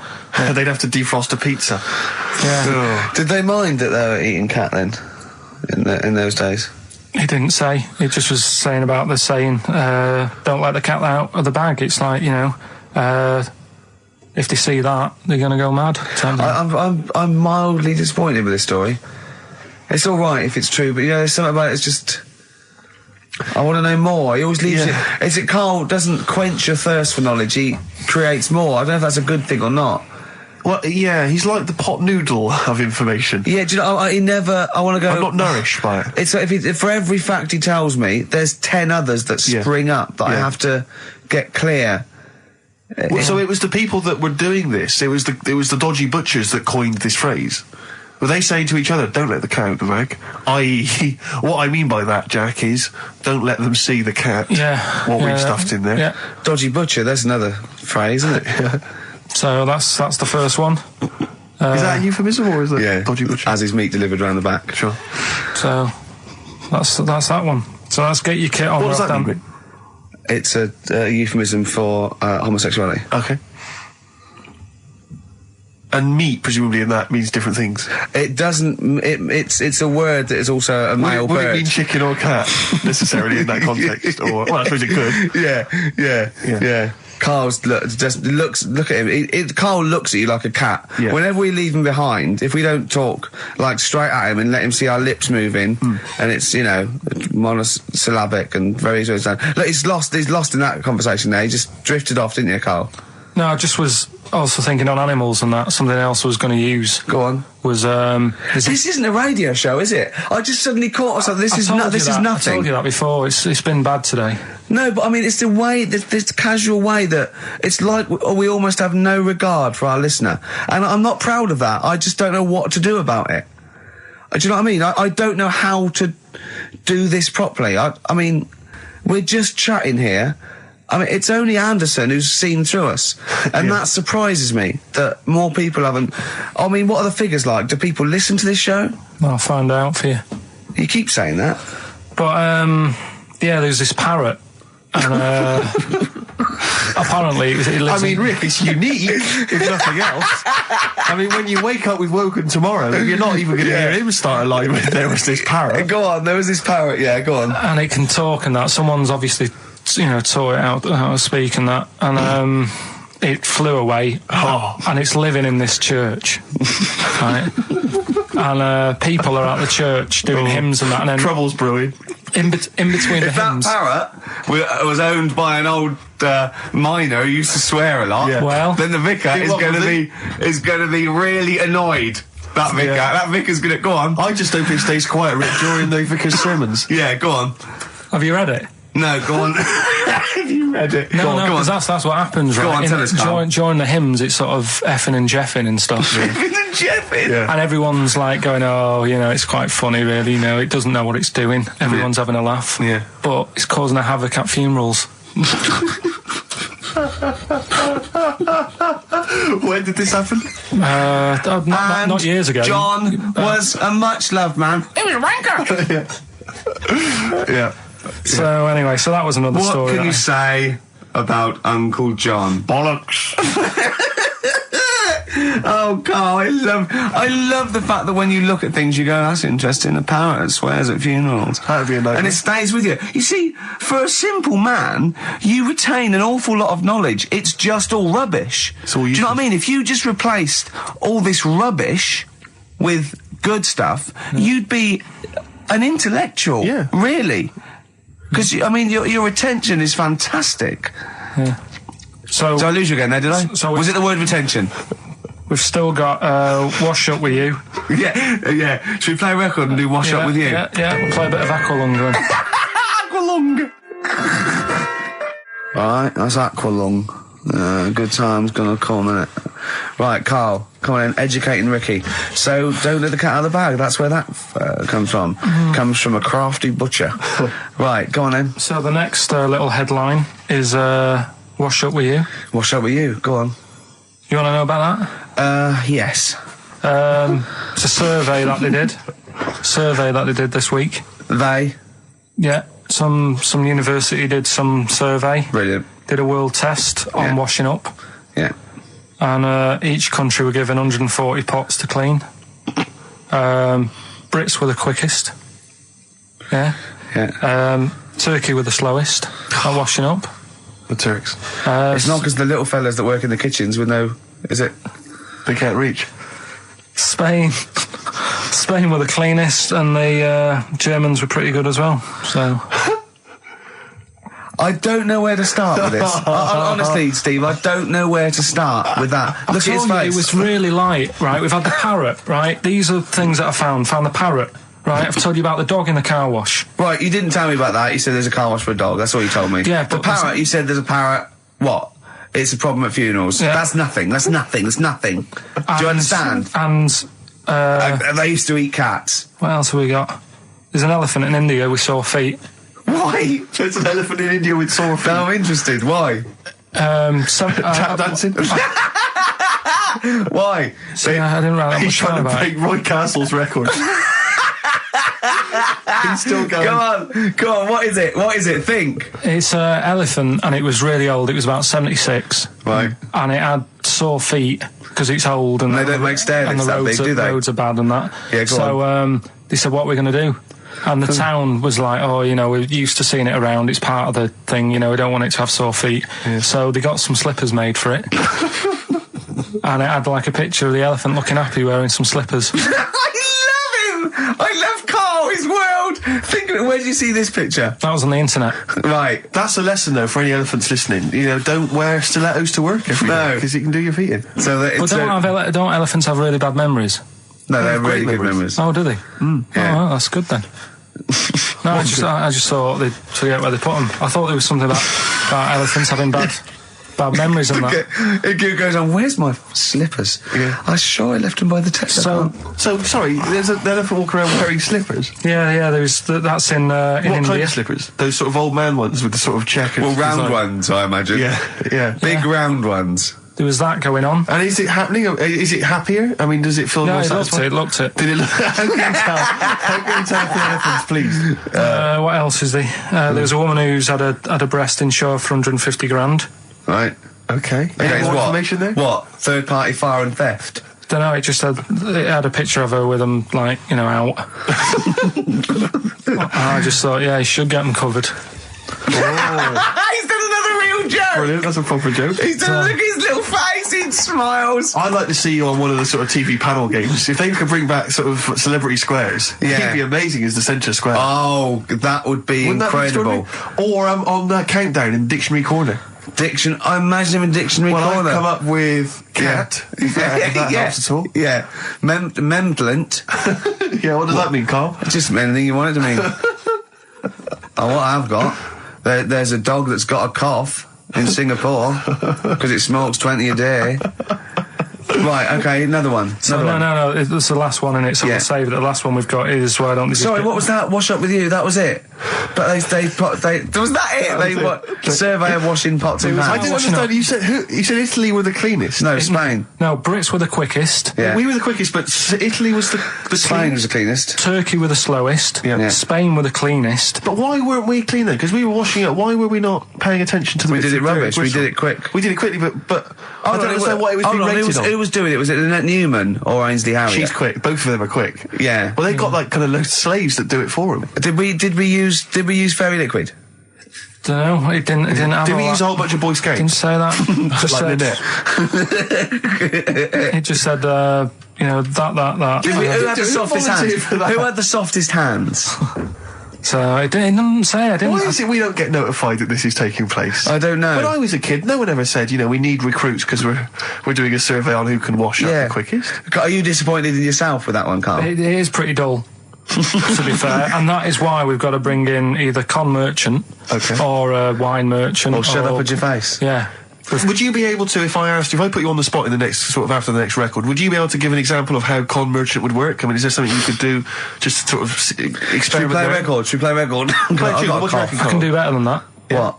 Ads. Go on. Oh. Travis on XFM 104.9 on Ricky Gervais with me, Steve Merchant and Karl Pilkington. We're doing Educating Ricky. Right, final one. Come on, Carl. Right, what was it? It was, why don't they just get a diary or some paper or something to write on? Yeah. Because snappy. I couldn't think of a heading for it. It's basically Go on. people who have tattoos. I've never understood it. Right, that they have something put on their arm. Right, sorry. Have we started the educate? Is this part of it? Are you educating me? This is something that will be useful in my life that I didn't know about. Yeah. Go on then. No, it's just that they've got a machine out, right, that does tattoos. Tattoos. You come up with a design you want, and you sort of this machine scans it, and you put your arm in this thing, and you press print or whatever, and then it does the tattoo on your hand or on your arm. Like loads of little needles that follow a pattern? Yeah, computer, basically, yeah. Is it a real tattoo? It's a proper proper one. The fella said... well, as long as it goes out, it pierces the skin with a I just wondered if it's one of those kind of, those kind of... No, it must be lots of little needles or a moving needle that can go Sorry, along but it. how is this cleaned, like, in between each person? I don't know. Well, no, it's only that if it's one needle, it's just the head, isn't it? If it's one needle that moves, and does it like loads of little... What are we gaining from a machine doing it? Just because they're not going to sort of mess it up. But hold on, how do you keep your arm still? Because your skin moves slightly. It's the machine sort of strapped to your arm. Right, and so it's spread... the fella said that the tricky thing was in all this, it was the fact that, nobody would let him test it out on anyone else, so he had to do it himself. But did it work? Because the thing is with a tattoo artist, they can see when your skin's moved, and they can see what they've done, and they keep wiping it and looking, whereas a machine's just got to trust itself. Yeah. So I think one needle could go wrong. If it was a lot of needles, that it just came down, 1,000 needles, that was an imprint. Yeah. But obviously I'm asking someone who hasn't delved any further than there's a machine that can give you a tattoo. That's all you've got at the moment, isn't it? Well, basically. That's all you've got? I mean, that's what I've got, because I'm not a fan of tattoos. I don't... But where did you read this again? This was... Internet? This was on the internet, yeah, it was, yeah. Okay. And I just don't understand why people do it. That's what got me attention. Because me... Sorry, what have I learned from this? That if you wanted to get one, you can get one done by a machine now. People say machines are sort of taking over and that, and there's another one. But it's just the fact. I mean, I don't know. So give us the snappy title of this education again. Why don't they just get a diary or some paper or something to write it on? That's what I always think when I see people with loads of tattoos. Like, there's that fella who we were talking about the other week in Scotland who was covered 99% in tattoos. It's just like, what have you done that for? Yeah. Do you know what I mean? You can't get rid of it now. You've done it now. Yeah. One of my uncles, like Tattoo Stan, he's just caked in them. Tattoos. Right. I don't think he's my proper uncle, but it's just like my dad's got. Tattoo Stan. No, my dad's that's a province in Russia, isn't it? My dad's got loads of mates who. When you say he's not your proper uncle, do you know, like when just a bloke someone who used to comes hang around, around with all school? right, Uncle Stan. Yeah. Do you know what I mean? And my dad had loads of mates like that. There was John the Screw.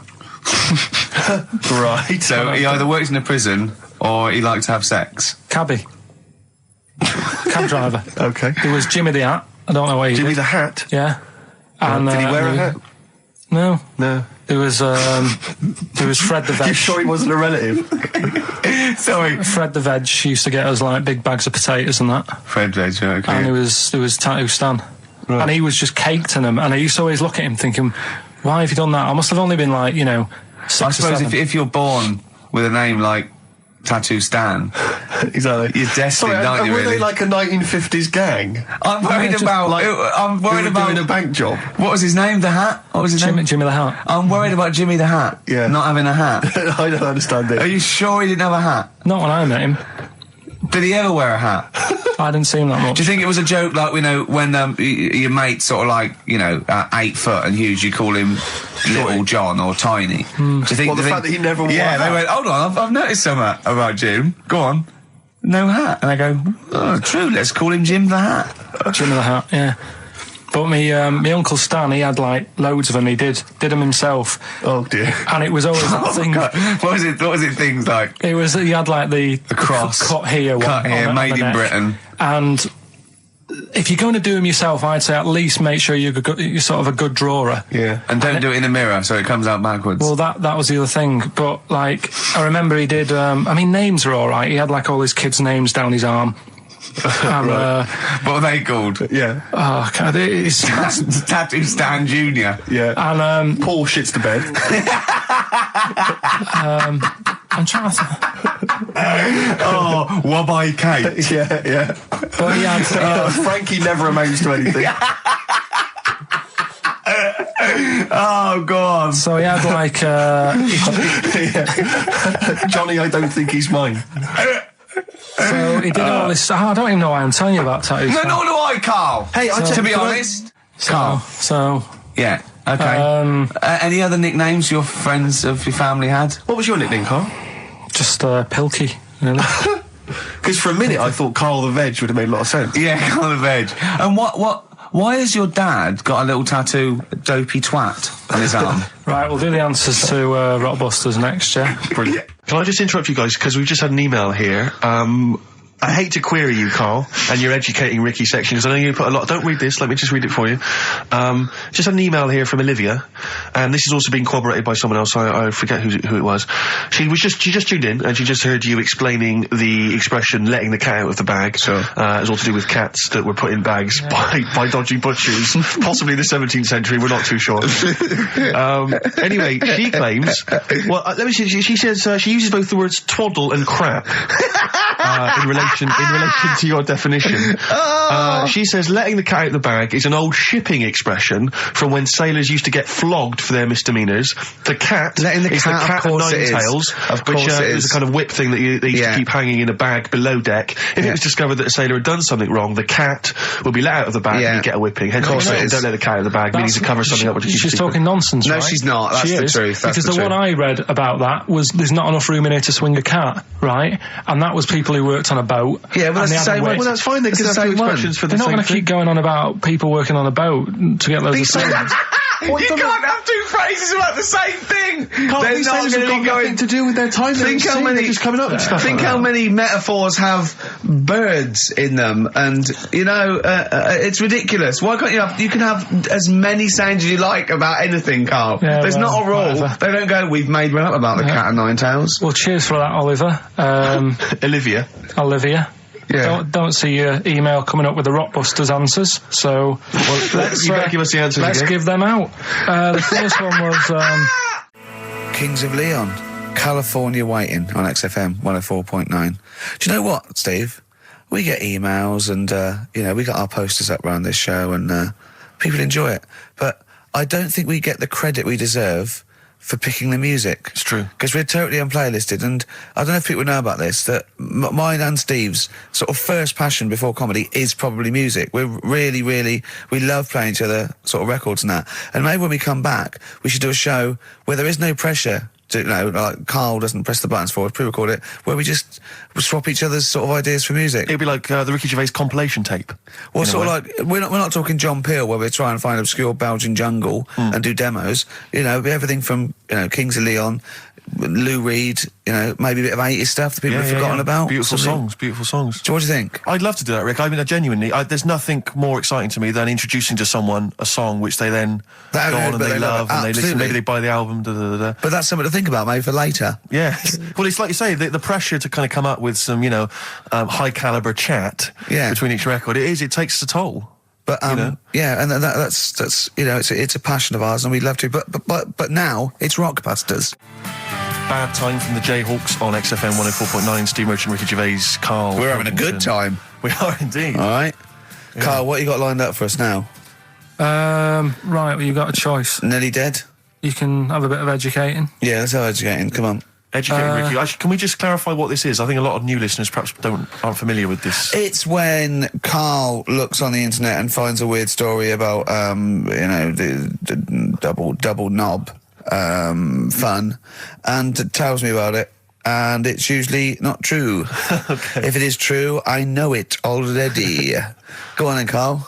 They're not really weird stuff. It's just stuff that's gone on. That's interested me, that's all it's about, and I educate about it. I should just confirm that we've had a number of emails that say the baby born without a knob and then having one transplanted from a baby that luckily enough had two knobs is apparently true. Right, listen. So, I don't question that you could be born with a deformity and get someone's, fingers, knobs, what I'm saying is, it didn't happen with the doctor goes, I'll leave with it. I don't believe it. That baby's got two knobs. Exactly. What a coincidence.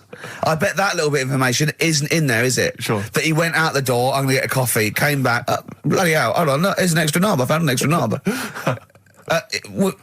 We can put that knob on there. Perfect. Travis, writing to reach you on XFM 104.9, all right? A couple of emails here trying to respond to our requests for nursery rhyme related information. Oh, go on. Nikki Williams says that she was at infant school and she had a nursery rhyme book, and in the book, and this may just be the illustrations, but apparently the 10 in the bed in there were small baby monkeys, which you'll be loving, Karl. But again, I suspect that might just be the illustration that accompanied I remember I had a book of nursery rhymes when I was little, and my brother, he was older than me, and I was about 5, so he was about 16. And I remember him and his mate just absolutely cracking up because it said, up Jack got and home did trot as fast as he could caper. He went to bed and bandaged his knob, N-O-B, with vinegar and brown paper. I've since found out that knob is like the old English for head, but I didn't know why they were laughing. Of course. They were just cracking up. This was, whenever one of my mate's brothers came around, he said, where's your nursery rhyme book? And he'd read it to him. Yeah. And it was just the funniest thing in the world. The brown paper and vinegar was a popular method, because didn't Jack and Jill use that? They used something similar. No, that was Jack and Jill. That was Jack and Jill. Yeah, that's Jack when he broke his crown, which obviously, that means his head as well, doesn't it? Yeah. So he's fractured his skull on a sort of like an outcrop of rock. Yeah. And then... is that still used, the brown paper and vinegar? I don't think it is. I don't know, maybe in Manchester they're still using that, I'm not sure. Yeah. Tracy and John Burton say that they reckon a Humpty Dumpty was actually a cannon that used to sit on the walls of the castle in Colchester where they live. That makes sense. Yeah, that would make a lot more sense. Sat on a wall, had a great fall, the King's One couldn't put them together again. So he had... they broke the cannon, or it meant it exploded. Maybe the cannon fell apart. Because people used to get blown up by cannons just doing it wrong, didn't they? Sure. Which is hoist by your own petard. Right. Where that comes from. Right. Coming back and blowing up in your face. So that makes slightly more sense, because you would want to send for the King's Men then. Yeah, and the horses. I think the horses just came along anyway. They were just interested. That was quicker. Sure. The quick King's Men, it took them about 3 minutes, with the horses there in about a minute. So, but I mean, if it blew up, there's nothing I could do. Yeah. So we got to the bottom of that. See, that educational, Karl. See, this is real education. You know what I mean? It's got a bit heavy though, doesn't it? What? Humpty Dumpty? Yeah, it has got a little bit heavy. Let's dumb it down a little bit. What do you want to do? Mary, quite contrary? We're doing Rockbusters in a bit. Hang on a minute. What? Before you even get to Rockbusters, oh, man alive, there are loads more verses to Old Mother Hubbard. Are there? I'm going to digest these while we play the ads, and I'll see if there's any salient information I can give you afterwards. Brilliant. Moving on, what's the next one? Would she be able to breastfeed? Yeah, and she'd be able to do it standing up while he was on the floor. Talking to nipples. Hey, come on. There's a lovely juicy pair over there. Okay, I think this is the last show. People should actually phone in and speak to Karl and try and convince him. Forget that. Yeah, what's the number, Steve? Forget that. We haven't got time. Yeah, he hates answering it. We'll do it during the record. Leave it. Phone in if you want to speak to Karl, if you know the number. Call in, try and convince Karl to kiss a little nipple. Don't want to. Rick, I should just point out that I feel... Don't answer back! Come on, I think Karl has offered nothing there. I think those educating Rickies were appalling. They're and the only rubbish. thing that would redeem the show is if he kissed the nipples. Kiss the nipple. Phone in if you want to speak to Karl. If you know the number, call in and try and persuade Karl while this record is on. We'll answer the phone. Phones are still going mad. Answer one. Just put with someone out. Kings of Leon, California waiting. He was rude. He's so rude to people. They phone up and they say, "Oh, kiss his nipple." And he goes, "Yeah, all right." And he hangs up on them. Answer the phone. To say to put them on air. Answer the phone and be nice to whoever it is. Be nice to them at least. Putting people on the air. Hello. Karl. Yeah. Speak to Karl. Why don't you speak about that human monkey that was on the other day? Old news, man. How long have you been listening? Listen, can we forget the monkeys? What do you think of his nipples? All right, then just kiss his nipple then for... I'm not going to kiss his nipple. I'd do it for 500 quid easy. Would you? Yeah. But why? Why do you want me to do it anyway? What are you getting out of that? Oh, come on, mate. 500 quid. It's worth it. Yeah, but... If you got the money, you'll probably get more out of him if you want. It's not about the money, really. I can think of Suzanne. Suzanne, you come on 500 quid and go, there you go. Just kissed his nipple, 250 quid each. She gives me more. It's not hard. It's not happening. Right, it's not happening. Did you just cut him off then? Well, there's another fella there. Who's that? My name's Linda. All right, Linda, you all right? What would make your day, Linda? If Karl actually gave it a lick, not just a kiss. Forget it. Go on. I think what else has gone on? Well, while you're thinking, Karl, I should just tell you now, you threw that question out earlier, why are ginger people historically mocked? We've had a couple of responses on the text, 83XFM. Again, as ever with XFM listeners, don't believe what they say, don't trust what they say. But one of them... have we got any respect for anyone in the world? Get back to you. Pete in Tooting, now again, I think this is nonsense. He claims that the reason ginger people are disliked is because Judas was ginger. From the Bible. I don't know where he's come up with this idea. No, I've heard that. But I mean, are there a great many people from, the Middle East who are ginger? Well, that's probably why he stood out. Sure. And he was probably fed up, and he thought, I'll get him back. Yeah. Maybe... Unless he had his hair dyed ginger when he was on the witness protection scheme. Which presumably he had to go into after all came out in the book. What did he do? What did he do? He stitched him up, didn't he, to the Romans, didn't he, Judas? Didn't he do it for 40 pieces of silver or something? I'm not big on the Bible, but apparently... Incidentally, if you'd like us to stitch up any kind of messiahs for 40 pieces of silver, just get in touch, 83XFM. We're willing to do that for you as well. But that's one explanation. There's another one here, which is, again, I don't believe this for a moment. It says, ginger people get a lot of stick because in Elizabethan times, people with ginger hair were told that their mother had slept with the devil. And that was why their hair was ginger. So there's two options. Maybe if you've got some more, you can any more spurious thoughts, then get in touch. The Pogues, Rainy Night in Soho. I hope there isn't a rainy night in Soho tonight, Rick. I'm sure you're one of those who agrees with me. So we just had an email here from a guy called James Lee. He says, hi, just writing a bit of info on the scientists in Antarctica. I'm a scientist who's just come back from one of the Antarctic bases called Halley. There are 15 people staying there over the Antarctic winter. The scientists are looking mainly at the atmosphere, things like the ozone hole and meteorology. Right. I think there are 6 scientists staying over the winter, as well as a doctor, electrician, mechanic and a carpenter and so on. And so he's saying they do listen, they have the internet, so they maybe could listen to the show on the internet. And if you get the chance, say hi to Francis and the rest of the winter is for me. Sure, no problem. Yeah, thanks, James. But yeah, there they are. That's what they're doing. That's what they're up to. But why are they asking you for a message though? When I mean, have these people got families and that, or are they convicts or? No. What do you mean? Of course they probably do get messages from their family. Well, why are you doing one for one? Is that... I mean, do you know, like you see it in like porridge and stuff like that, where if someone's in prison and no one visits them, and they sort of look a bit fed up and that. Is this message that you're doing for like people who don't get a letter in the post from? Brilliant. So they put this on the shelf until someone doesn't get one. All right, Hargreaves? Yes, sir, I didn't get a message today, sir. You have got a message, Hargreaves. I've what, sir? Hargreaves, you have got a message. Really, sir? From Ricky Gervais. Really, sir? And then they give it... Don't talk, please. There are scientists listening. Try to keep the talking shit down to a minimum today. No, what's annoying me is, right, they're saying this stuck over there for months, but it seems to me like they're wasting a lot of time. Right? Why? Well, you're saying they probably watch DVDs. They're saying they've got internet access. Yeah. Yeah? Well, I'm wrong. Listening to messages, get the job done and go home. Well, then we don't have to tell them anything then, because they listen to the internet. If they've got the internet, then, it's a waste of time. Good point. Play a record. Well, hang on, before that, here's a good point. You've had a long time to research what's been going on in the world. We just had an email here from Nicholas who says, why haven't you told them about the recent Pig Olympics that just went on in China? You've missed that one, Carl, once again. Who won?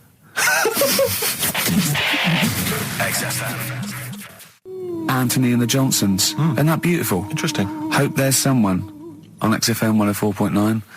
I'm Ricky Gervais, with me Steve Merchant and Karl Pilkington. Well, Karl, more revelation. We were talking about it last week, but Karl brought it up again just now. Didn't want to go to the doctors, didn't want to have a full sort of body checkup that may save his life, because he saw on the website they do a test where they have to insert a finger in his arse. Oh, don't tell me about it. Why? Don't put it on the website. Just we look at your heart. Yeah. We'll check your blood pressure out. Yeah. And then they could just do it quickly. Could just sort of say, right. How do they do it quickly? No, but what I'm saying is, it's worse, isn't it? Going in there, knowing that. I mean, they've got it on the website, so you're on the journey on the bus, thinking in about 20 minutes I'm going to have a finger up my arm. But they're doctors. Yeah, but just they're not doing it for a laugh. They're not filming it with a two-way screen. They're not putting on boxing gloves so it hurts more. They're up. Oh, it's prostate's all right. Out again. Out again. I'm just saying, in the day, the sort of. Do you think they're in the pub going, here he comes? It's Pilkington. I had my finger up his arse today. Do they allow ladies to do that? Do they allow female doctors to do it? Of course they do. They're doctors. No, that's worse. Though. You're sounding like him. No, I'm just interested in, because, do they allow female doctors to do the finger up the arse thing? Well, of course they do. They're doctors. Forget the female and male. They are doctors. Right, do you know any female doctors to do that? But what I mean is, isn't it a bit like if you're being searched at an airport, and you're a woman, they send in a woman person to search you. They don't send in a bloke to do it. Is that the same thing? Yeah, they probably trust someone who's gone through 6 years medical college not to be taking the piss as opposed to a fat security guard who couldn't get anything else. Do you know what I mean? What are you talking about? There's doctors all the time coming out in the papers, they gave them this so they could look at their boobs or whatever. Or, it's always, you're always hearing stuff about dodgy doctors. But what I'm saying is, the reason why they do that security, because there's lots of security people, and they can, for your own, for the, your own modesty, there's a female one to search females and a male one to search males, and that's fine. But there's not like 4 or 5 GPs to choose from, and you go in there and you go, is it your arse and testicles? Do you want a bloke or you accept what if they've got it. long fingernails? They don't have long fingers. What do you think of this female GP looks like? She's sitting behind the desk like Cruella de Vil with cleavage and long red false nails, going, "Hello, love, bend over. This may hurt a little bit." There's gloves and Vaseline. I don't believe there's 2 of you now in the room, Karl. They're doctors. They have to. What would you rather do than put the hand down your throat and round your alimentary canal to feel your arse? It's a quicker way in. You seem to know a lot about these doctors who stick fingers up people's asses. You're a very well-informed gentleman about this sort of thing. Well, say if they did find something, would you then have to get like a second opinion, so someone else's finger? Well, no. They test it to see if there's anything suspicious. That it's usually a swollen prostate, which can be anything. So they catch it early, and that's it. They feel up there. But if you want a second opinion, then the same doctor will just stick a thumb up and have a feel around then. So it always works in the same way. Yeah. Well, if there's a doctor who can, I don't know, put me at ease. I mean, surely there's another way around it. I don't believe that. I mean, what is this? 60 million people or something in the world, isn't they? 60 billion or something? Well, 6 billion, something? Yes, you got it. Right. You hit it. Well done. That's good work. Right, so yeah, there's 6 billion, did I say? Yeah, what's 6 billion then? Loads, isn't it? Yeah, but So if you want a doctor to phone up to assure you that the finger at the bum thing's not painful and that it's necessary and Just that that it's it's not just someone necessary, trying to really. get Just that it's not an easy way round. All right, what's Do the you know what I phone mean? number here? It's, changed, haven't they? oh, You're the producer! Hang on, here it is. 0871 222 1049, and I think you select option 1. It tells you anyway what to do. please, if you're a GP or you've, you know, even if you've completed medical, I mean, we want a qualified doctor, really. Anything else is not good enough for Karl Pilkington. We'd love to. You can ask him all the other questions because you know Karl. As I said last week, he doesn't feel his own testicles because he doesn't like the feel. Yeah. So, you know, I'd like a doctor to explain to him how necessary that is. And this is truthful as well. I've got very slight pain around the genital area at the moment, and I think it might be some kind of groin strain, but I'm a little bit anxious, not entirely sure Yeah, what it is. you've been with me twice when I've gone along to get them checked. Yeah. And I go, oh, what's that? Yeah. It's terrible. I mean, but, you know, it's usually... I think you're in a pretty low risk, aren't you? I'd hope so. You're coming out of the 20s. I think testicular sort of... I shouldn't be doing this, I'm not qualified. All they said was to me sort of like it's 20s and 50s. Mine- So we're in... Mine sort of felt like they dropped a bit the other week when I was on holiday. I don't know if that's like when you're relaxing or I was wearing shorts a lot. How far? If it's 2 foot, it's too far. I was having problems walking. What do you mean? Why? No, it was just a bit, I had shorts on all day, I'm happy and walking about on the beach, what have you. And then at the night, when I put some long trousers on, I was sort of walking like a ricket. They probably like stretch a little bit. Sometimes, I told you when I was about 18, I was scared. I went to the doctor. I felt a pain, right? And because I was doing biology, I thought I'd show off this doctor. I said, I've got a pain. I think it feels like it starts in the epididymis and goes up through the urethra either. And he went, finger up the arse. He said, your jeans are too tight. They're squashing your balls. So we want a doctor like that. So what's the phone number again? It's 0871 222 1049. A qualified What do you doctor. mean your balls drop, though? We've got to come back to this. I don't know, they just felt like... it's not too bad at the moment. I was alright on the way in, but it was I feel twinges all the time, but you never know whether it's just because they're in... but they felt like they weren't my own. Do you know what I mean? They sort of felt a bit like these are... There wasn't a bloke standing really close to you, was there? You didn't get them mixed up, did you, on the way back? On the flight back? Someone else has got take a leaf out of nudist books. They just walk round, they've got nothing on it. About nudists. Why? Well, let's play this ad break and that. And Have you had another encounter? If we've got time, I'll tell you about it. Have you really? XFM. Right, we've got who's that on the line? It's Rob. Rob, and are you a doctor? I'm a final year medical student. I'll be a doctor in 2 months, touch wood. That's close enough, isn't it? Yeah. Excellent. So, where do you study? Do you want to give more details, or do you want to remain anonymous as you're calling in to I study at Barts Hospital. All right, great. So, why do GPs sometimes put their finger up a man's anus? To see what's there. You know, if you've got hemorrhoids, if you've got an enlarged prostate, you know, it's either that or they stick up a big tube and have a look up with a light. What? And it's easier to do that. Now, are you dumbing this down for us, or are you going to fail your medical exams by saying stick up a big tube with a light? I'm dumbing it down. Okay, come on then. We're all intelligent people here, and Karl. So you tell us what's that called? It's called a sigmoidoscope.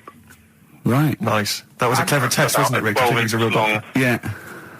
12-inch long tube that I can put up there. So, Karl, would you prefer that or a finger? Well, so do they sort of do the finger first, and then, I mean, at what point do they say, hang on, we need a light here? I mean... It's normally if there's something wrong. But, so if I go then, say if I go to this well-known clinic, right, and they go, yeah, the art's good and that, yeah, finger, there you go, and then they go, hang on, I'm going to go and get me light and tube. I could start worrying then because they've sort of found something. And they're not likely to go straight in with the tube. They'll probably send you off some tests first. But Karl, there's nothing.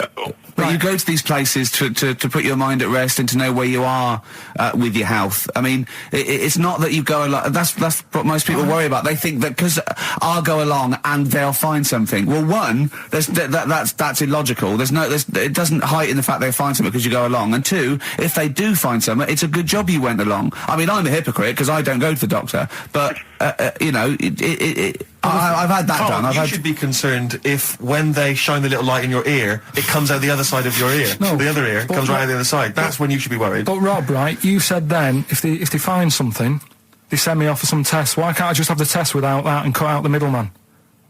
Do you know what I mean? Because you're wasting lots of money. There's hundreds of tests they could do, and they could do every test, and they could all come back with nothing, or they could do the finger up there and send you for the 3 tests you need to find out what's wrong with you. But in this day and age, with all the technology and that, and like brainy doctors and all that, the only way to find out is sticking a finger up there. What are you worried about, Carl? Is it fundamentally that this doctor who's has done 6 years medical training, is it embarrassing to have a man's finger up your ass? I just don't understand how you can get round to that without... But what don't you like? Is it fundamentally you don't like anything up your ass, or is it the fact that it's a man's finger up there? I don't like going to the doctors. It makes me nervous, because I think if anyone searches you long enough, they're going to find a fault with you, right? And especially if they're going that far into you. They're going to find something. And probably not. Well, you know, I just don't... I don't know how to get round to that sort of... that point where you get a... What do you talk to the doctor about? He's like, all right, nice day. Strap your trousers. He goes, he says, I'm gonna just, Most people just shut up and let you do it, and then breathe a sigh of relief when you say there's nothing there. Yeah. But is that at the end of the test, or is that the first thing he does? It's the last thing. So that trousers up out the door. Because he knows it ends conversation. He knows it's a bit of a faux pas. The doctor says, "Oh, I better not kick off with the finger up the arse." Well, what I do is I'll start on with the the head, and then we'll then go. Oh, one final thing, Mr. Pilkington. So Rob, he drops his keys and he goes, "Pick them up." And as you bend over, will you be doing this, Rob? Is this what you're like open to do? You do all these. I'll have to do it at some point. All doctors do it at some point, no matter what they specialise in. So the first one, is the another doctor there to sort of make sure you're doing it right? Not dentists. No, but do you know? Aren't doctors anyway. But do you know what I mean? Like, normally it's like a co-pilot will have someone with them for the first one. So when you put your first finger in, will someone be there going, right, you just want to move to the left of it? I've already done it. Have you? Yeah. So that's the thing with a student, you're learning. So you get people teaching and you learn on these things. Can I just point out, Rob, I think I'm right in assuming that you have a glove on. Yep. And there's lubrication. Yep. And it doesn't hurt. No. There you go. What are you worried about, Carl? Who's this person who everyone's testing on in your class? It's not one person. One person. There's like, when a patient comes in and they've got a problem, your boss, the consultant, he does his finger up, and if he finds something, he goes to the patient, is it alright if the student has a feel as well? Then the student puts on a glove, puts the sleeve on the glove, and sticks his finger up and sees what he comes out with. Rob, I wish you could see Carl's face. I mean, his face when you said, and he says, can this fella have a go as well? He looked horrified. That he thought it was a free-for-all, like there's a queue of people trying on gloves and going, let's have a go. That looks good up there. What have you found? No, I mean, how come you had to sort of... Is it not something you could test on yourself rather than waiting for other people to come in? Because then you know... It's an awkward position to get to, really, isn't it? Well, but you can have a good rummage then without feeling too awkward, but to sort of have a go on your first patient when you don't really know what you're looking for anyway, do you know what I mean? Never really thought about it. Because you don't... If you've never done it before... You pop your finger in there, and you've got to sort of look. You've got to have an expression on your face, like you know what you're finding. Well, they can't see what you look. They can't see your face. There. You got the big boss consultant man going, now move your finger there, and you'll probably feel this. But he's just done it. He knows what's there. Well, what? Oh, so he's already had a go. He's had a feel, and he's going right. If you feel to the right, that's the conglomerate or whatever. The conglomerate, yeah. Its conglomerate is in perfect working order. I'm still... Thank you, Rob. Thank you. I'm sorry you had to go through this. Carl is probably the worst patient you'll ever encounter in your medical career. Good luck with your finals, and thanks very much. And do you know any female doctors who do this? Or? Thank you. XFM 104.9. Thank you. U2, City of Blinding Lights. I'm going to see them next week at Twickenham. Well, enjoy that. Looking forward to it. Yeah. Thanks again for letting me know about your... old Nobbo and Edge and all that. Now listen, you just got an email there saying, can you turn up your microphone, Steve? Apparently my voice is a little bit quiet. Carl has to do one thing, make sure we're heard. That's all he has to do. Well, I can hear it. Sounds fine to me. Well, not to the listeners, and that's who we're trying to please. Well, it's one person, so they can't hear Yes, but we've only got one listener. So if he's not happy, we're buggered. You're allowed to say buggered. Not twice, certainly. One's could have been a mistake. Yeah. Twice, pointing it out is definitely, complaint material. Neil Young from the album Zuma, and that's Pardon My Heart on XFM 104.9. Ricky Gervais, Steve Merchant, Karl Pilkington. We just had a text here that says, and I don't know what truth there is in this, as ever, but John says there is apparently a nude bike ride today in Hyde Park. Now, I can't believe that's the case, because I don't think it's allowed, is it? You can't ride around with your veg, can you? I don't know. Why would you want to? Well, good point. On a bike. On a bike, I like the fact that that's what disgusts him. Do you know what? If we did appeal for a nudist to call in, I'd want a very specific sort. I want a German nudist, a middle-aged man called Helmut. Okay. If there is any, or the closest one to it. So I want a middle-aged man from Germany. If your name is Helmut, you're in. But I'll accept Hans. Carl would be good, wouldn't it? All right. Yeah. I think I'm wondering if the age might. Maybe we could broaden. Okay, out just a German nudist bloke. Right. Can he at least be fat? Can I find a fat German fella? If your name's Helmut, we're going to give you a big prize. Yeah. But any fat German fella who likes to get his sausage out. Sure. Okay. It's sauerkraut. Yeah. What's the phone number? 0871 222 1049. It'd be good just to get an email or a text with a contact on it, and then I can just call them up in the week. Sure. And 83936 is the text number. I don't know what our audience demographic pans out like, Rick, but I'm suspecting that's probably a fairly small fraction of our listenership. I know, but there must be someone out there. If you know a fat German who likes to get his tackle out, phones are going. Straight away. Just answer it, Carl. Just answer it. Just potluck. It could be anything. Well, just see what it is. To be fair, it could be a nutter. But just say hello. Just tell your turn. It's not straight away. He'll stay there, won't he? He'll stay there. Well, answer it. Answer it. Leave it. Answer it. Oh, you see this? It's gone. It's gone. There you go. He bottled it. So, just as well. Well, you took too long to answer it. Lloyd Cole, Impossible Girl on XFM 104.9. Wow. Rick, I'm just reading an email we've had, and it is indeed true. Scores of naked cyclists will be wheeling around London today in a mass protest against oil dependency. The World Naked Bike Ride will see the arresting sight of up to 200 daring riders bearing all in their cycle past some of the capital's most famous landmarks. Have they got to wear an helmet? Are they against wearing an helmet? Well, I think they're trying to make a statement, I would imagine. I don't know. Well, they don't have to wear a helmet. It's not law to wear a helmet on a bike, is it? It's for your own safety. It's sensible. You're right, yeah. Well, it's also sensible to just pop some pants on. Just pop some pants on. Are you going to be popping down there and cheering them on? I'm not going anywhere near it. What are they going against? What's the problem that's going on? Oil dependency. I think, generally we're consuming too much oil, aren't we, in the world, and it's going to run out one day, and we've not got any alternatives. Talking of campaigns and things and that, did you see Sir Bob on Jonathan Ross last night? Sir Bob Geldof. Yeah. You going to walk to Edinburgh or sail to France, Carl? What do you think of all this? The G8? I think it's good that, he's doing some stuff for the world and what have you, but probably won't bother. No. Having a walk. What do you make of all this campaigning? He's dedicated his life to this now, hasn't he? Yeah. I mean, it's interesting. I was watching him last night, and I respect the man. I mean, he used to work here, didn't he? Did some shows and that. Mm-hmm. It's good. It's all right that he can do it, but I assume that's not why you respect him. I assume you respect him because he's trying to save a nation, as opposed to used to work in XFM for a while. Yeah, I know, but I'm just saying it's good that he's given up a lot of his time to try and save the world and that. But there's a bit of me that's kind of like, is he wasting his time a bit? Right. Well, what do you mean wasting his time? Well, he tried it before, and No, wait. What he's trying to say is that the G8 are I think the 7 most rich, wealthy nations in the world, and Russia, and they get together and they can wipe out the third world debt. I.e., they owe us billions and billions of pounds. They can't afford to pay it back. So he's going to say, let's wipe the slate clean and pledge, I think, a lot more aid and stuff to them, isn't it? So what do you think of that? But won't they just do it again? Right, what's you thinking?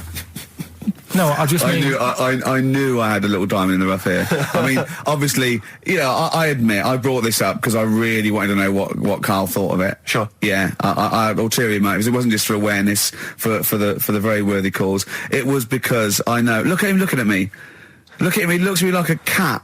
Honestly, it's like there's nothing behind those eyes. Right, what do you mean? They're just going to run up the debt again, you think? Well, what I mean is, right, when I was a kid, right, and I wanted to go to the arcade... I'd borrow £1 off my mum, right, and she'd say, don't come back asking for more and what have you. But I'd have a go on a pinball machine or whatever, game on a fruity, and then go back, and she'd go, can I have some more money? And she goes, I gave you £1 before. And I go, I know, but I'm on holiday. And she goes, there you go then. And then I go off and do the same thing. I didn't go, no, I wasted the last one, I'm going to pop this in the bank. Right. So you think that's what's going to happen with... That's a nice metaphor. So what do you think happening there? Is the Africans are blowing it down the arcade? Instead of putting it towards a fishing rod, they're blowing it down the arcade. I'm trying to win a watch. Look, I've got 100 goals. I think this thing is dodgy. Yeah. I'm trying to win a fluffy toy. Bob's saying you're never going to get the Snoopy. You're never going to get the It's Snoopy. always going to fall out of the little claw It's before it rigged. gets to The the top. claw is not strong enough. Yeah. Do not waste it. No, Midge. Midge, you have to write a song. Write another song, mate. They've blown it down the arcade. Brilliant. So that's your genuine logic, is it? Well, I just don't know... if they put me in charge of it, I don't know what I'd do. I just think it's a... Could I just say that will never happen? No. Could I just say to London, Yeah. and anyone listening on Sleep Saturday, yeah, don't worry, Karl is not going to be put in charge of G8. It's not going to be him, Blair Chirac. That would be a joy if it were. That would be amazing. Well, I've got another food-related item here. Now, Karl, I got a little email via my agent sent from someone here, okay, so sent from someone at... XFM, okay, and I won't say it was, she just said, I thought this might be good for Ricky to use on Saturday, and obviously what happened is Suzanne has sent you an email in the week, it was Wednesday, and you've returned it, but I think you've returned it to the wrong email address. You returned it to someone here who, of course, immediately forwarded it to my agent for ridicule on the show. Don't panic, it's nothing that bad, okay. It's an email from Suzanne talking about your tea that night. Was Suzanne out on Wednesday night? Was the an England game, something? Yeah. So you were alone. You were home alone, were you, Wednesday night? Yeah. Did you enjoy your meal? Was it a quiche? Go on. Right. From Suzanne to Karl. Take the quiche and put it on the baking tray. Cook for 30 minutes on 190. Take lettuce and put on plate. Take 3 tomatoes, wash and chop into quarters. Place on lettuce. Take an avocado, chop in half. Remove the stone. Peel skin and slice. Place on salad. Put salt and pepper on and a dribble of olive and balsamic vinegar dressing. Right? In brackets, small bottle behind the cafetiere. Right, in case he's reaching for bleach. Yeah. That's it. Should have put everything else away. Right, then sprinkle a smidge of parmesan on top. Remove quiche from oven, cut into quarters and put on plate. Eat. Oh, wow. Does she have to do that every single time? She's like... No, it's just that I'm not that good at cooking, right? And to be honest, that was a lot of hard work. I didn't bother warming it up.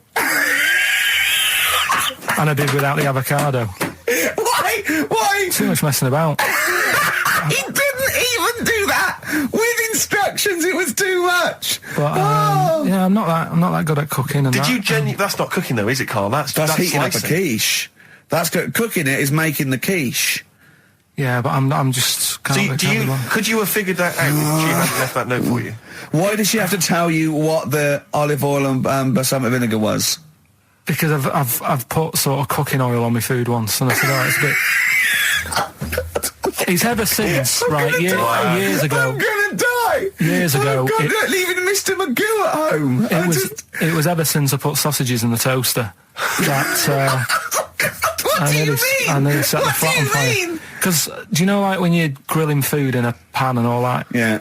Sort of sausages spit and it goes everywhere, doesn't it? And it makes everywhere greasy. In the toaster. So I thought, well, just want to warm them up. Yeah. Bung them in the toaster. Yeah. What happened? And she sort of caught... They got stuck and they sort of caught on fire, I imagine. She came in just as I was sort of plunging it, and Matty came in from work. Said, what are you doing? I said, I'm in sausages. Well, the oven isn't on. I know, they're in here. What, you turn it off? Panicking and that. But I've never been into it. I've never been into cooking and that. At school and stuff, I didn't bother doing it. Oh, every time Suzanne comes home, she must think, please be the house still there. Yeah. Please not let me hear a fire engine as I come round this corner. Oh, God. She comes and goes, oh, God, thank God. I bet she's always happy to see you when she gets home and you haven't burned the place down or introduced some howler monkeys or something. Unbelievable. What I find extraordinary is there are people who are in sort of care in the community who don't need instructions on how to prepare food. Oh, they do. They can do it. Yeah, you show them once. Yeah, they do. Whatever you do, don't put sausages in the toaster, Johnny. Do you know what I mean? Yeah, and they've learnt it. They don't put sausages in the toaster. Yeah. What do they put their fingers in? But, yeah. Landed Ben Folds on XFM 104.9. We've had an email, Rick, from Simon Whittaker. He says, he's throwing the question to Karl. Have you seen the video for that Ben Folds song where there's apparently a monkey working the sound desk and shifting the piano? Yeah, you want to check that out? Talking of monkeys working the sound desk, we've also had a lot of emails directed to you. Yeah, a lot of emails directed to you, Karl, asking if you saw this programme that was on in the week. I think I didn't see it. I think it was called The Strangest Village in Britain. Yeah. Did he watch it? He called me 6 times during it. Called me 6 times. Now, just explain briefly what this was, because I didn't see it. Well, it was a sort of an experiment. I think I can work out from the sort of 70s, and it was sort of run by, from what I can make out, mainly sort of German Christians. Right. And what it was people with various disabilities or mental illnesses, Down syndrome,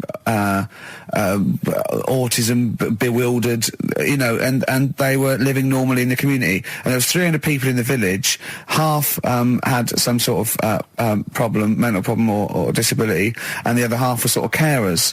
And I mean, it was very, very strange. And where is this village? It's somewhere in this. It's up near Whitby, innit? Yorkshire, right. Okay. But he called me. At various points. We were watching that. It just started off. He went, "Geez, if that's the beginning, what have they got coming up?" Then there was 2 fellas, and the phone rang, and it went, "What is going on?" And it was 2 blokes who had created their own language. Okay. And they were going, and you go, and it was an interesting program. I love documentaries like that, but what made it twice as good was that I knew that Karl was getting confused. Yeah. There was one bloke that went round interviewing people, and he'd just have a string of questions, and he'd go, have you ever had curly hair? What's your favourite animal? Have you ever seen a badger? All right. And Karl was getting stressed. It was stressing me out. Because he was trying to think of the answers quickly enough. He was sort of saying, do you like mosaics and that? And I was like, oh, do it. And the next question was coming in. It was like Mallet's mallet. Do you know that sort of that word association thing? I was stressing me out. But he said he wanted to go there. He actually said, could I go for a holiday there? And I went, well, I doubt that. I don't know. Maybe you could go on a visit. That would be great, wouldn't it? For Karl to walk in there. But the thing about it would be like, Karl would be the ruler. He'd be the king. It would be that in the kingdom of the blind, the one-eyed man is king. I mean, he would just dominate. I don't know. There were some of them were quite clever. Really? Yeah, I don't think he'd. I think he'd probably be average. Yeah. I don't think he'd. Okay, he'd just blend in. No, I don't think he'd shine. Yeah. Because a lot of them were quite good at some things, weren't they? He didn't like the angry bloke who punched him. There was this really sort of sweet Down syndrome woman called Nan, and she hadn't hung her coat up, and this angry bloke was going, "If you don't hang your coat up, I will." And he punched her, didn't he? Yeah. And poor Nan got it in the neck from everyone. There was another woman bullying her, wasn't he? Yeah. But he liked the little The little Down syndrome fellow with the woolly hat who was helping that woman. If I went there, he's the one who had sort of hunt down and said, come on, let's go for a pint or something. Sure. But, incidentally, do you like mosaics? We didn't establish that. He's still thinking about it.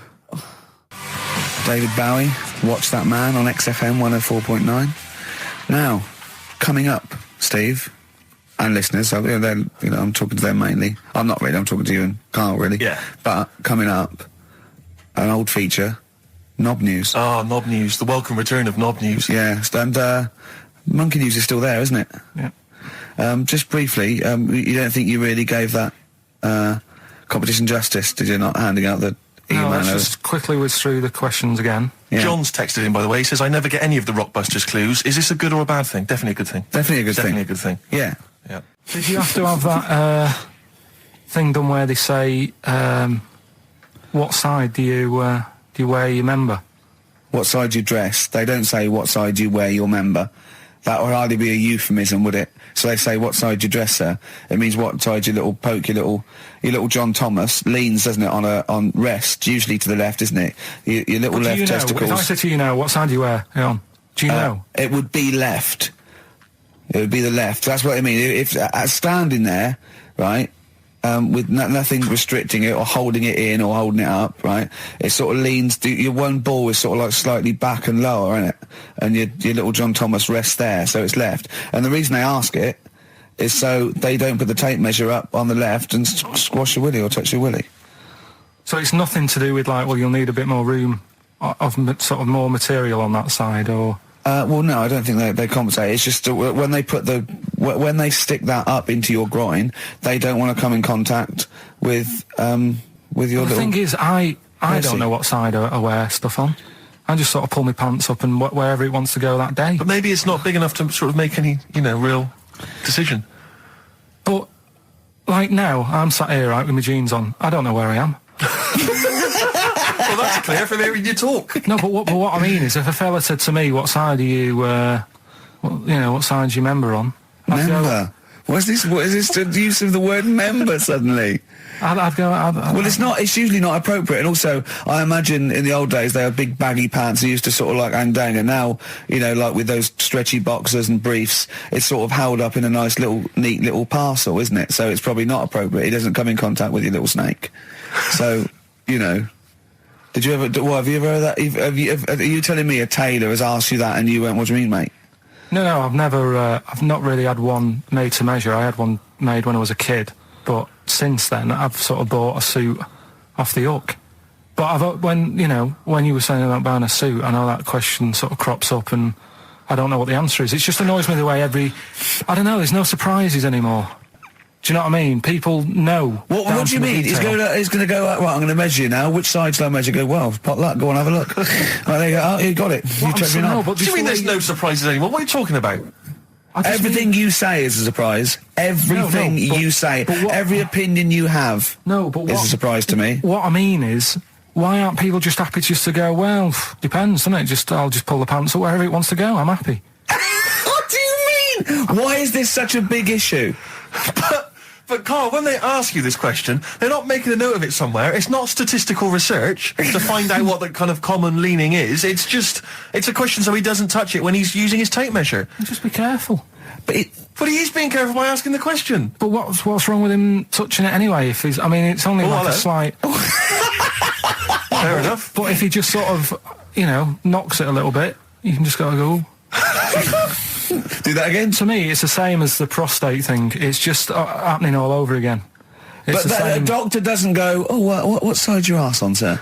Trying to avoid the arse. He wants to go, he knows where your arse is and he's aiming for it and he wants to get it up there. He's aiming for it for a good cause. This little fella's going, well, I've got to measure his leg. I don't want to touch the knob. I'll just ask him, sir, do you mind telling me where your cock is so I can avoid it? It's a big difference. But like I'm saying to you, I'd have to have a look first to let him know. I don't know where it is now. I don't know. It could be the left, could be the right. Are you telling me you don't know where your knob is without now? looking? Well, what do you mean without looking? How could... Well, you're saying it as if like... Should we have a guess? Well, have a look and tell us where it is. What are you wearing? What sort of pants are you wearing? I've got my jeans on. But you got pants on underneath them? Yeah. What are they, briefs or box shorts? Boxer shorts. Boxer shorts. Well, it's probably free, but the jeans are probably strict in it. I think it's probably either in the middle, dressed in, or just slightly to the left. Have a look. We'll tell the listeners after the break where's Karl's knob.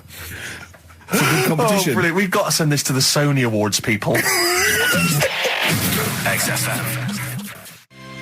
Run, Snow Patrol on XFM. Well, big question. Where was Karl's knob? That's what people have been hanging on for. Yeah. Where was it? Well, I can't believe people have been texting in. Hey, what, guessing where it is? People saying, is it in the middle? Is it in the left? It cost them 10p. Cost them 10p to find out. Just wait, I'm going to give out the answer. You don't win anything, right? Like, strike it lucky. Right? Bottom or middle? Right. It was to the left. Oh! Yeah. I went with the right. That's annoying. See, I thought it would be to the left. If not, maybe if it was all scrunched up, sitting down on your lap, right, it might just pop up to the middle. Just pop out, like, you know. Well, next week we'll be finding out where yours is. Where's Ricky's bollocks? Landed, Mr. Ben Folds. We've landed on XFM 104.9. Ricky Gervais, Steve Merchant, and little Karl Pilkington, and his magical little manky round baldy head. He was described as a wacky mank in one of the papers this week. Really? Brilliant. Well, remember we were talking about it last week about he came round to my house and I popped out my Mr. Johnson, sure, to take a little look at. And his two that made daughters. The papers. That made the papers. Wow. What paper? It wasn't front page of the Times. It must have been like the Daily Star or something. Just squeeze Live 8 on the second page. Yeah, so Wacky Mank. Wacky Mank, that's Wacky great. Mank. Wacky Mank. We had an email from someone that reckons they remember you from body popping round Salford way. Yeah, Eccles Precinct, apparently. You know that, don't you? I wasn't doing it round there, though. What do you mean? I was round Stretford. Arndale. And what were you doing? What sort of body popping was it? Just a bit of everything. Caterpillar. Bit of moonwalking. Do you have a little piece of lino you used to carry around? Well, mates had that. Right, you didn't borrowed theirs. Borrowed theirs. Were you any good? But you weren't breakdancing, well, you weren't spinning on your head and stuff, you were more body popping. Well, I hope he wasn't spinning on his head, because you know that can sort of give you little brain damage and things. Well, it can give you brain damage. Also, it can wear your head down, and also makes your head perfectly round. Yeah. Because the gravity is pulling on. But if you keep on doing it, obviously it's going to wear your hair out, yeah. So you become sort of like a... stupid, bald, and roundy-headed. Yeah. So I very much doubt that you did do any of that. Did you, Karl? Didn't do any of that. Embrace and Gravity on XFM 104.9. We've had a couple of texts. People obviously can text in 83XFM. That's the text number for the big quiz that's coming up shortly. Rockbusters, still your opportunity to win some of those cracking prizes. Enter your name in the draw if you can unravel the, I don't know what you call them, conundrums that Karl set. Sort of. We've had a couple of texts. Obviously, we're leaving early today. This is a shortened show and our last show of this run. But we've got to leave early. We've got to go down and try and make poverty history. But Rob's texted and he says, only an hour and a half today. Well, poverty does have some benefits then. He's a fan. He understands the show. Who was that little fella that used to write in who hated the show? I forget his name. I haven't heard from him for a while, actually. I don't know what happened. No. Maybe he realised that if he hated the show so much, the obvious thing to do was to switch off. Maybe that finally dawned on him. That's annoying. What's his name? Someone will remind us of his name. I like people who hate us to carry on listening. Yeah. It just gives it an edge, doesn't it? Yeah. It's the fact that, that you're annoying someone. I mean, I love annoying people. I know you do. I know. So You're like a kind of walking Chinese water torture. Yeah, exactly. Yeah. Well, how's it going with Rockbusters? Anyone got the answers? Actually, one guy has texted in, James in Deptford, he's offered some answers, and he says here, the guy that hated us, famously, of course, we should have remembered, Dickie Anderson. Dickie Anderson? Richard Anderson, of course. I don't know if Dickie's still listening. If he is, obviously email in ricky.gervais@xfm.co.uk and tell us what you've been doing, how you've been keeping busy and stuff. Yeah. Nice to hear from him. Chris Campling hasn't called, has he, either? Yeah, The one that thinks that not only is this whole show scripted, imagine that, right, but that Karl is a character created by us. Yeah. He's actually an actor. Oh, if only we Look could at take credit that, for a that. shaved monkey we got. Put the message in the box, put the message in the car, drive the car around the world, and I'm imagining that message is make poverty history. That's World Party, put the message in the box. Yeah. Can I just say quickly while I think of it, we get a lot of emails from people, a lot of texts saying, can you send a big shout out, stuff like that. I've just looked at one now, Scott and Julie in Australia listening, they want a big shout out, big shout to them. But there's so many people that do it, and I'm obviously just want to say sorry we never get to your emails. We're very, very lazy. We never really get to look through them, but we obviously do appreciate you emailing in, texting in, stuff like that. And also, can I send a big shout out to my grandparents, who I believe might be listening on their new digital radio? They're pretty high tech. Very nice country. Yeah. Are they the merchants of Bristol? Merchants, yeah. Props to them. Props to them, yeah.